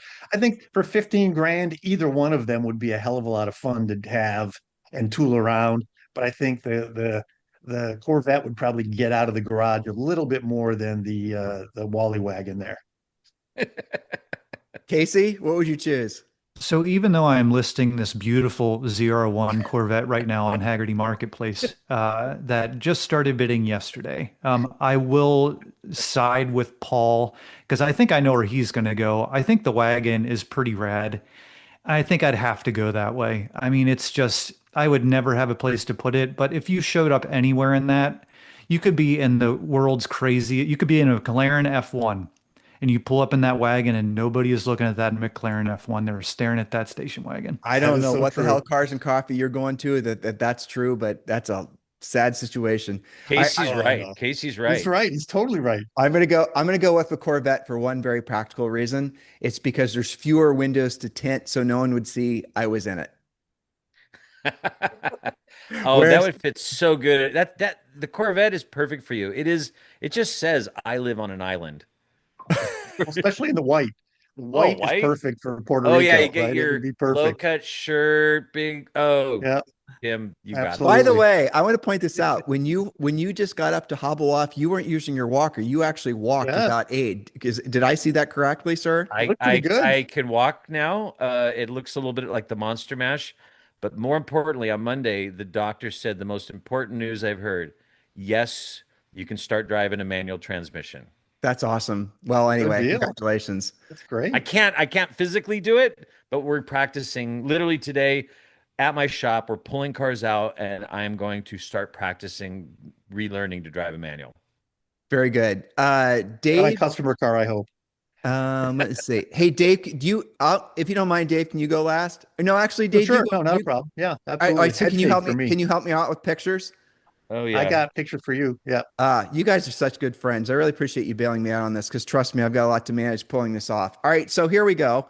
Very simple. Thank you guys for helping. And actually, Casey, I'm going to be very interested in your input on the blue car that Dave's got up. That was one of those Porsche build-off cars. I have a feeling Casey's about to give us some schooling on that. So those two cars were basically the same money. You have essentially, again, I'm going to guess Casey knows more about the blue car than I do. A 993 that a dealership and the Porsche build off. Hopefully, I'm using those words right. Made it looking like an RS. They did, from what I read, all the suspension stuff right. It had a factory motor in it, and the interior was done up, but it didn't have sport seats in it. And that car did not sell for 200 grand. Okay. And then you have this other one, which was the turbo look, a Carrera 2, turbo look. What was it? Amazon green? Is that what that green was called? Uh, No, no, it was Oh, turquoise. Wimbledon. Wimbledon Wimbledon green. green. Green. Yep. Yeah, but Yep. if you guys can skip through, oh, there you go. Thank you, Paul. Look at that interior. I mean, that I right think there. it's Nephrite. Was it Nephrite or was that a different No, color? that was interior to sample Wimbledon green. Now, Oh, okay. So would you choose the green cabriolet? And I chose that knowing that none of you guys like cabriolets, except Dave, I think, if I remember correctly. Would any of you guys choose, which would you choose and why? Casey, you go first, because I have a feeling you're going to give us a schooled answer. So at Rennsport Reunion 7, our 944 Turbo competed against that blue car and the car that won, which was a car that Porsche Beverly Hills did. It was a Carrera 4 that was done kind of to RS spec. And I was never formally given the results, but to my knowledge, our car placed in front of that blue car. The people at, I believe, Porsche South Orlando built it. The car had a very interesting story, but to me, if it were my car and I was working on it, I would have found a set of the wheels were wrong, unfortunately, and the seats were definitely wrong. If you correct those two things, that car would have been worth this. I mean, just put a set of pole positions in the car and then get a set of magnesium E28s or E88 wheels from BBS and stick it on there, and that car would have been worth a lot yeah. more. Do we all But agree that the wheels and tires pretty much ruined that car? Do we all Well, agree? I mean, I sent an article out on our newsletter that taught, or no, sorry, it was my own newsletter with the Magnus Outlaw wheels, and literally talked about how wheels change a car. But Casey Totally. and I think Tim are missing the big point with this so South Orlando poser car. The motor's stock. Yep. You got this cool looking GT2 body that looks like it should have, 400 horsepower, and it's got 260 horsepower. I'm sorry. I mean, besides the seats being wrong, the wheels being wrong, easy to fix, it just to me screamed poser that it was all show, no go. They say in But at the Texas, tall end, hat, no cattle. yeah. What was that Tall, comment? tall hat, no cattle. So are you Yeah. guys familiar with that I saying? No. mean, it makes We sense. we Yeah, get it. well, people We get walking around with new Stetsons and really tall hats and whatnot, and they all look, like they look like cowboys. The guys that actually, having lived in ranch land, almost in ranch land in Georgetown for a while, 10 years, the real cowboys or the real ranch holders, they wore caps like Paul's wearing. They didn't do anything to draw attention to themselves. They draw, clapped out old pickup trucks. Those are the guys with thousands of acres versus the guys walking around in the fancy stuff that had no cows back at home. So tall hat, no cattle.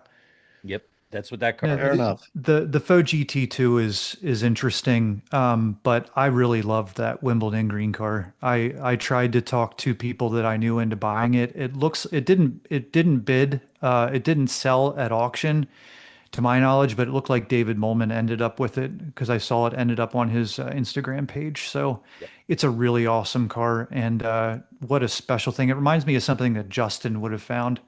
It's Yeah. that And kind of car. Casey, just a quick question about it because it is a wide body, but it was a Euro car. So was this the Euro version of what we got was called The was it America America? Roadster. American Yep. Roadster. Yeah. Okay. Yeah.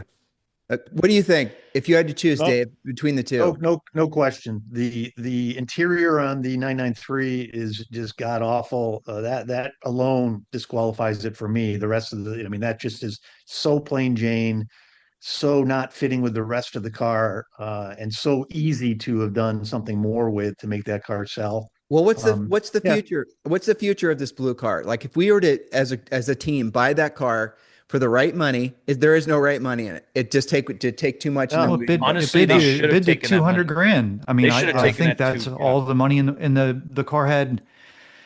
I think the Carfax was a bit messed up on it too, if I Yep. recall. It Had an had like a accident. salvage title or maybe No, had not a had that. an airbag deployed. Yeah, that was it. Yeah. So I mean, trust me, I know that they took that car down to nothing Sure. and put it back together. So I'm sure that they did a great job of it.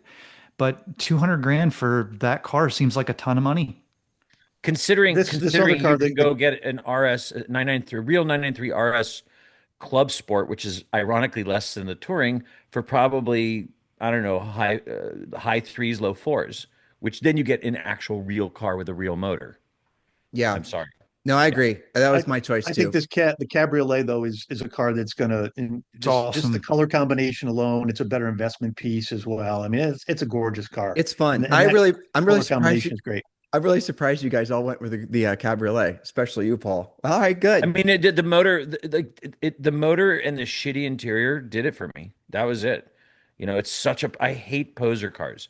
I hate, I'd rather have a sleeper than a poser car, or at least what it is. And if they would have put a turbo motor in it, a 964 turbo motor or 993 twin Yeah, turbo but motor, I might have been on board. Casey, what in that Porsche Restoration Challenge, are they allowed to hot rod the motors? Yeah, we Sure. were in the individualization category, so you could Oh. pretty much do whatever you wanted. So, but Yep. do put a hot rodded motor in that car, Dave, but realistically, a really nice motor, 100 grand. Yep. No, no, you don't have to go that far. You don't have to go to 100. I mean, 50 to 75 would build that motor. All I right, so mean, let's call it yeah, 75. Okay, so then we have seats and then we have wheels. You're easily 100 grand, and then you have 300,000 in that car. And what's the market value on that blue car? You got the motor right, you got the interior right, you got the wheels and tires right. What's it I worth? I don't we know. sold one just like that. It was a GT2 body. It had a 993 hot rod, had all the cool bells and whistles, and it was a hard sell. We sold it last year for 225. It was Mexico blue. It looked like that. It had the right wheels. It looked like a real Club Sport GT2, and it was a hard sell at 220.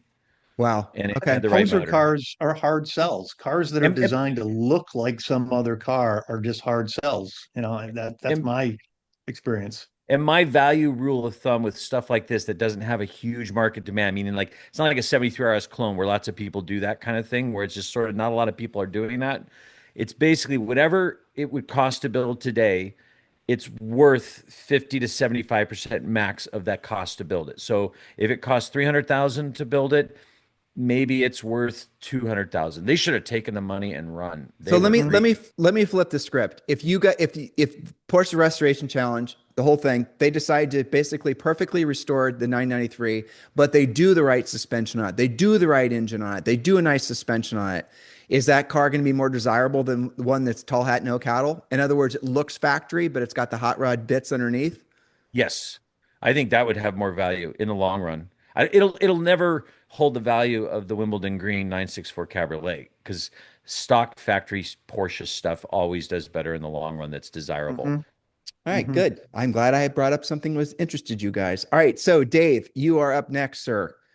I'm throwing a third car in the mix here only briefly, Of but course you are. Rule breaker. these are not, well, no, I'm going on the Casey break the rules. I'm going to have three cars, or Paul break the rules. I'm going to have three cars, but I'm not really. This is just was a head fake.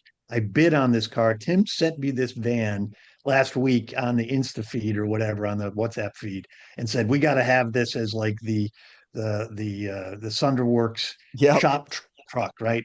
But this thing is pretty wild. I got to say, it's a 61 bus that has got complete 911 underpinning. So it's got a 993 motor in it. It's got a G50 transmission in it. Its suspension is all really dialed in. The car is really actually pretty nice. I keep calling it a car, forgive me, but I actually bid on it. Unfortunately, I looked at it as a bid on it for what the engine was worth and the drivetrain was worth and so on. So the guy apparently it's on PCAR Market, I believe. The guy in the deal tank is looking for $60,000 for this, which that was kind of strong money.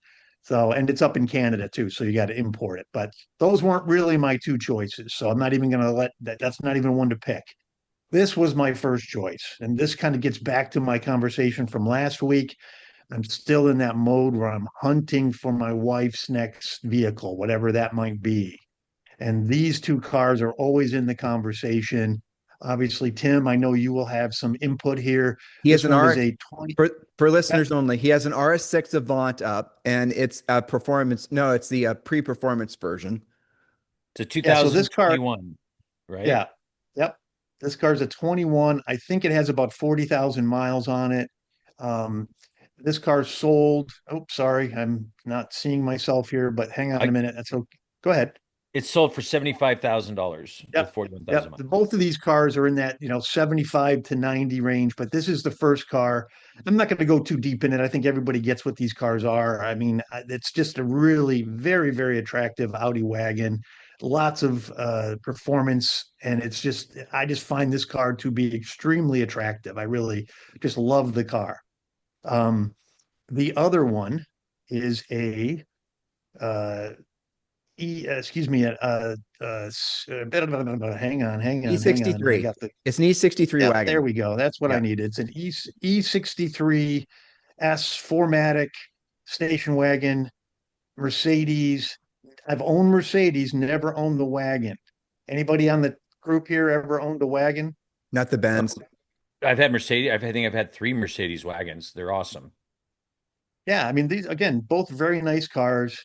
Obviously, the AMG car sold for a little bit more here. I think this car went in the 90s, but I think they're both highly attractive, very functional, but very sporty sedan type cars that have a little bit of utility to them.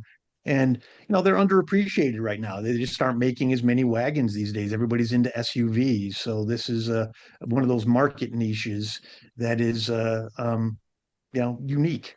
And I kind of like them both. I I'll, would take either of these cars candidly. I'll go last since I had to make that decision back in 2021. Paul, you first. I mean, the first question is how much warranty is left on the Audi? Um, because I have Probably none. learned I would. First question, how much is left on the warranty? And second question, is your wife really on board with a wagon, or is that a you thing? Well, why does that matter, Paul? Because No. I have learned that car guys love wagons and their spouses would rather have an SUV.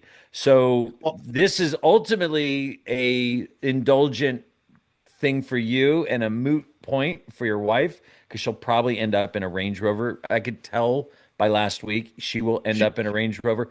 But Well, that we'll being see. but that being said, I love the AMG wagon. I would choose that. I would actually maybe even choose about 5 years older with a little more miles because the value just dumps. And that's where the money is. But I would not own an Audi product out of warranty ever. All right, so In let my me give you the Oh, counterbalance to that. You can get a fidelity warranty, which basically is the warranty that underpins most extended car warranties on that Audi. We did it for I forget our car's got 20,000 miles on it. I think our warranty goes to 120,000 miles or something like 7 years, and it costs 5 grand. And it's basically bumper to bumper, it covers everything. So that's how but you're also gonna, yeah, if you 20,000 miles on a 2021 car, Tim. yeah. Obviously, it's yeah, it's not you the could one that car's in North Carolina, right? Yeah, no, we keep that one down at the near the airport in Atlanta.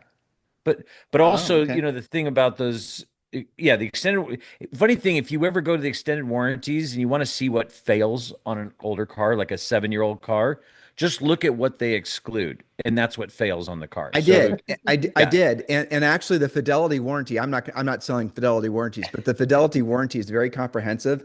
And I went to the Audi dealership. Actually, the guy that watches the Audi for me went to the Audi dealership, and that's what he went in there. He also has an Avant, RS6, and he was thinking about doing it himself. What does this not cover? And he's much more analytical than I am. And the answer came up with basically everything's covered. If you do, there's two tiers to the fidelity warranty. And if you do the top one, it basically covers everything. And then he asked, well, what fails on the cars? And you should remember this too, Dave. There's a recall on the digital on the main dash that they'll replace for free up to 100,000 miles. But the main problem on that generation of cars is they're oh crap, I don't remember. They got a big ass battery. It's not a plug-in hybrid, but it's got a hybridization that causes to have more. Anyway, those batteries are also covered under warranty as well. So if you get one, take it to the Audi dealership. There's 3 or 4 recalls on that. So there you go, But Casey. ultimately, the big thing about those is if you look at 5 years out, I'll bet you anything the Audi's worth 30% less than the Mercedes. I bet you they I did. tried to find this car. I mean, I think I'm not sure how far back this one goes. Is 21 the first year for 21, this? yeah. Yeah.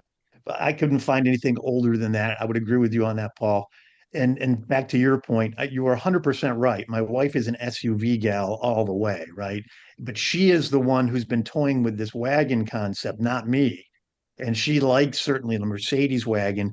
And the other car, and I frankly, I mean, I could really make a case for the Sport Turismo Panamera. I mean, there's a lot of car there.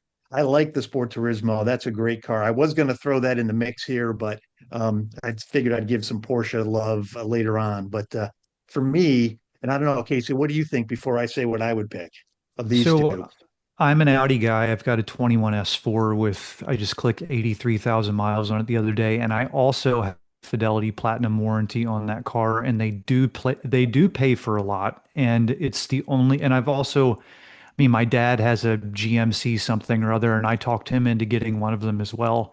To buy a extended warranty on a 40 or 60,000 mile car like that one, it would probably cost you $15,000. When you buy extended warranties on cars, it's like buying life insurance. The younger the car is, that's when you can get that 7 year, 120,000 mile warranty. I think mine's a 7 year, 100. And I'm actually going to get to 100 probably next year on my car because of how much I drive. But I'm an Audi guy. I have clients with those cars. I think they're pretty great. I do love the Mercedes as well. I think they probably sound a little bit better, but I'd probably pick the Audi in this instance. I just prefer it had a little bit less miles and was in a little bit more of an interesting color. When should you not, Casey? Casey just said something really important. Hopefully, you guys were listening. Is that I think that the warranty cost goes to the roof once the car is out of its original warranty. I believe that's true. But the lower the mileage, the better. But again, if you get a fidelity warranty that overlaps the existing warranty, you're kind of just wasting your money. So if you can time it out so the one warranty picks up where the other one doesn't. But when would buying like a Fidelity Platinum, which is, I think Well, that is the upper end one, when does that not make sense? Like when would you not buy a warranty like that? I mean, just to let you know, because I've dealt with this a lot with the Fidelity and other warranties as a car dealer, when the manufacturer original 4 year 50,000 mile warranty, which is pretty common, when it's within 1 month or 1,000 miles of it expiring, you can get another warranty that's without it being very expensive. So my opinion is, and then my dad's shopping for a used Macan. He's like, well, I want to get him a CPO warranty. I'm like, that doesn't really matter. Get a car that's under the manufacturer warranty, so long as it's got 1,000 miles or a month left, and then you can go call Porsche dealers because in California you can't buy a Fidelity direct. You have to buy it through a dealer, and then you could just shop it around. And every dealer sells, as you know, Tim probably sells that warranty for a different price. And at the Yep. end of the day, just get the warranty from the cheapest dealer. We got But ours the, through the a thing Volvo about dealership. the thing about CPO though, Paul, and I'll point this out, is that it's more than just a warranty. It's the car has to be brought to a level which other warranties don't require. The consumable items have to be over 50%, and all necessary maintenance has to be performed to that point. So there is a big value in CPO. I would probably urge your dad to consider both options, but I'm a big believer in extended warranties. I don't believe that I will keep my car much longer past the end of the warranty. I think I'm on my third steering wheel on my Audi, and every time I install one of those, it's like $2,600 because of something that has to do with the ADAS system, and I just don't want to deal with that. Well, just and this could be an argument for another time. In California, and I have seen this so many times on vehicles we've got that were still under CPO warranty, the CPO part, the certified part of it, I have seen, I mean, I hate to say it, I've called bullshit. I mean, I have seen where I know what turn nine dirt looks like at Willow Springs when you pull the panel off the bottom and it's still there, which means the panel never came off. I have seen countless laziness from the dealers that so-called certified it. And the only thing it was certified was because it was still under the original manufacturer warranty, so they didn't necessarily worry about it. And like I tell people, just because it's at a Porsche dealer and it's CPO and it's used, go get an independent inspection. I have seen so much disparity in terms of what is actually certified from dealer to dealer, in my Yeah, opinion. You know, I don't anecdotally. disagree. I mean, it all comes down to whoever's doing the work, Yep. be it an independent shop or a dealership. Dave, do Yep. you do pre-purchase inspections? Is that part of your jam? Oh yeah, all A the lot. time. Yep. What do you We charge for just a did a couple of pre-purchase? them. Yeah. Go ahead. I'm sorry. What's a PPI cost? Well, it just depends on how far we go, and we normally charge based on the time and we put into it, really. But to do a couple of hours, which is going to let you do compression and leak down on an air-cooled car, for example, or a bore scored examination, that can go a little longer with a camera, that kind of thing. But you're going to look at a couple of hours, so probably 2 to 700, excuse me, $400 to $700 would be a good PPI. What would that cost in We Cal, Paul? Yeah, like he said, I mean, I would say if you have an air cooled car and you're doing leak down and compression and a really, especially a valuable car where you're really looking at stuff because it sways value, I would say you're definitely in $700 to $1,000. I mean, I would say the average rate for a good independent shop in Orange County is you start at about 200 an hour. And I always tell people it's literally you paying for time, and a good shop will be smart enough to, when they think there is a deal breaker, stop spending the time, call the buyer. And by the way, PPI and buying a car, really good topic. You know, I see it on both ends as a buyer and seller. Let's Dave do it sees next it show. certainly. Yeah, Yeah, let's do it next show. I definitely. think that's a great idea. Let me write that down or I'll That forget. is a good idea. All right. So guys, listen, we just got another show done. What do you think? It was Wait, did I you? think it was like the shortest one ever. Wow. 2 hours Actually, even. Uh, it was the shortest one of the last three. That's true. You know, every time we get one of these shows done, we always message back and forth saying, we've got to get it down to 90 minutes. We've got to get the time down. But you know what? We just need to wave the white flag and realize we're never going to do it. So we just need to man up. We need to put on the adult diapers and we just need to basically make it work, or whatever Paul's doing right now. I'm not going to ask. So listen, guys, He's got a very pleasant look on his face. he has a very relieved look on his face. All right, here it is. There's another full throttle talk for you guys. Listen, if you've not yet subscribed to the newsletter, please do subscribe. We are really putting our hearts and our souls and a lot of time into the newsletter, writing articles, really providing you guys a bunch of additional topic. And I'll tell you what's going to happen. The newsletter is going to become the the essentially the leaping the bridge to the community, and the community is going to be where we really get to dive deep into some of these topics. And this is what we want you to feel like when you watch this show. It's how we feel like doing the show, like you're the fifth person at the table, like you're participating in the conversation. And based on all the feedback, we're achieving our goal. And I really appreciate that. So please do subscribe to the newsletter. Just go to fullthrottletalk.com or click the link below. And also make sure you give us a 5-star review over on iTunes. Look, I know it's easy to give us a 4-star. Don't bother. Just give us a 5-star. You know you want to. It'll make you feel better. It'll make you feel, really peak performance if you get us a 5-star review and leave a pithy comment. Spotify or iTunes, either one would be great. In the meantime, if you've got any comments, if you've got any concerns, any show suggestions, anything, message us over on Instagram or, of course, over on Full Throttle Talk. In the meantime, guys, thank you for today and have a fantastic day. Have a great week. Thanks.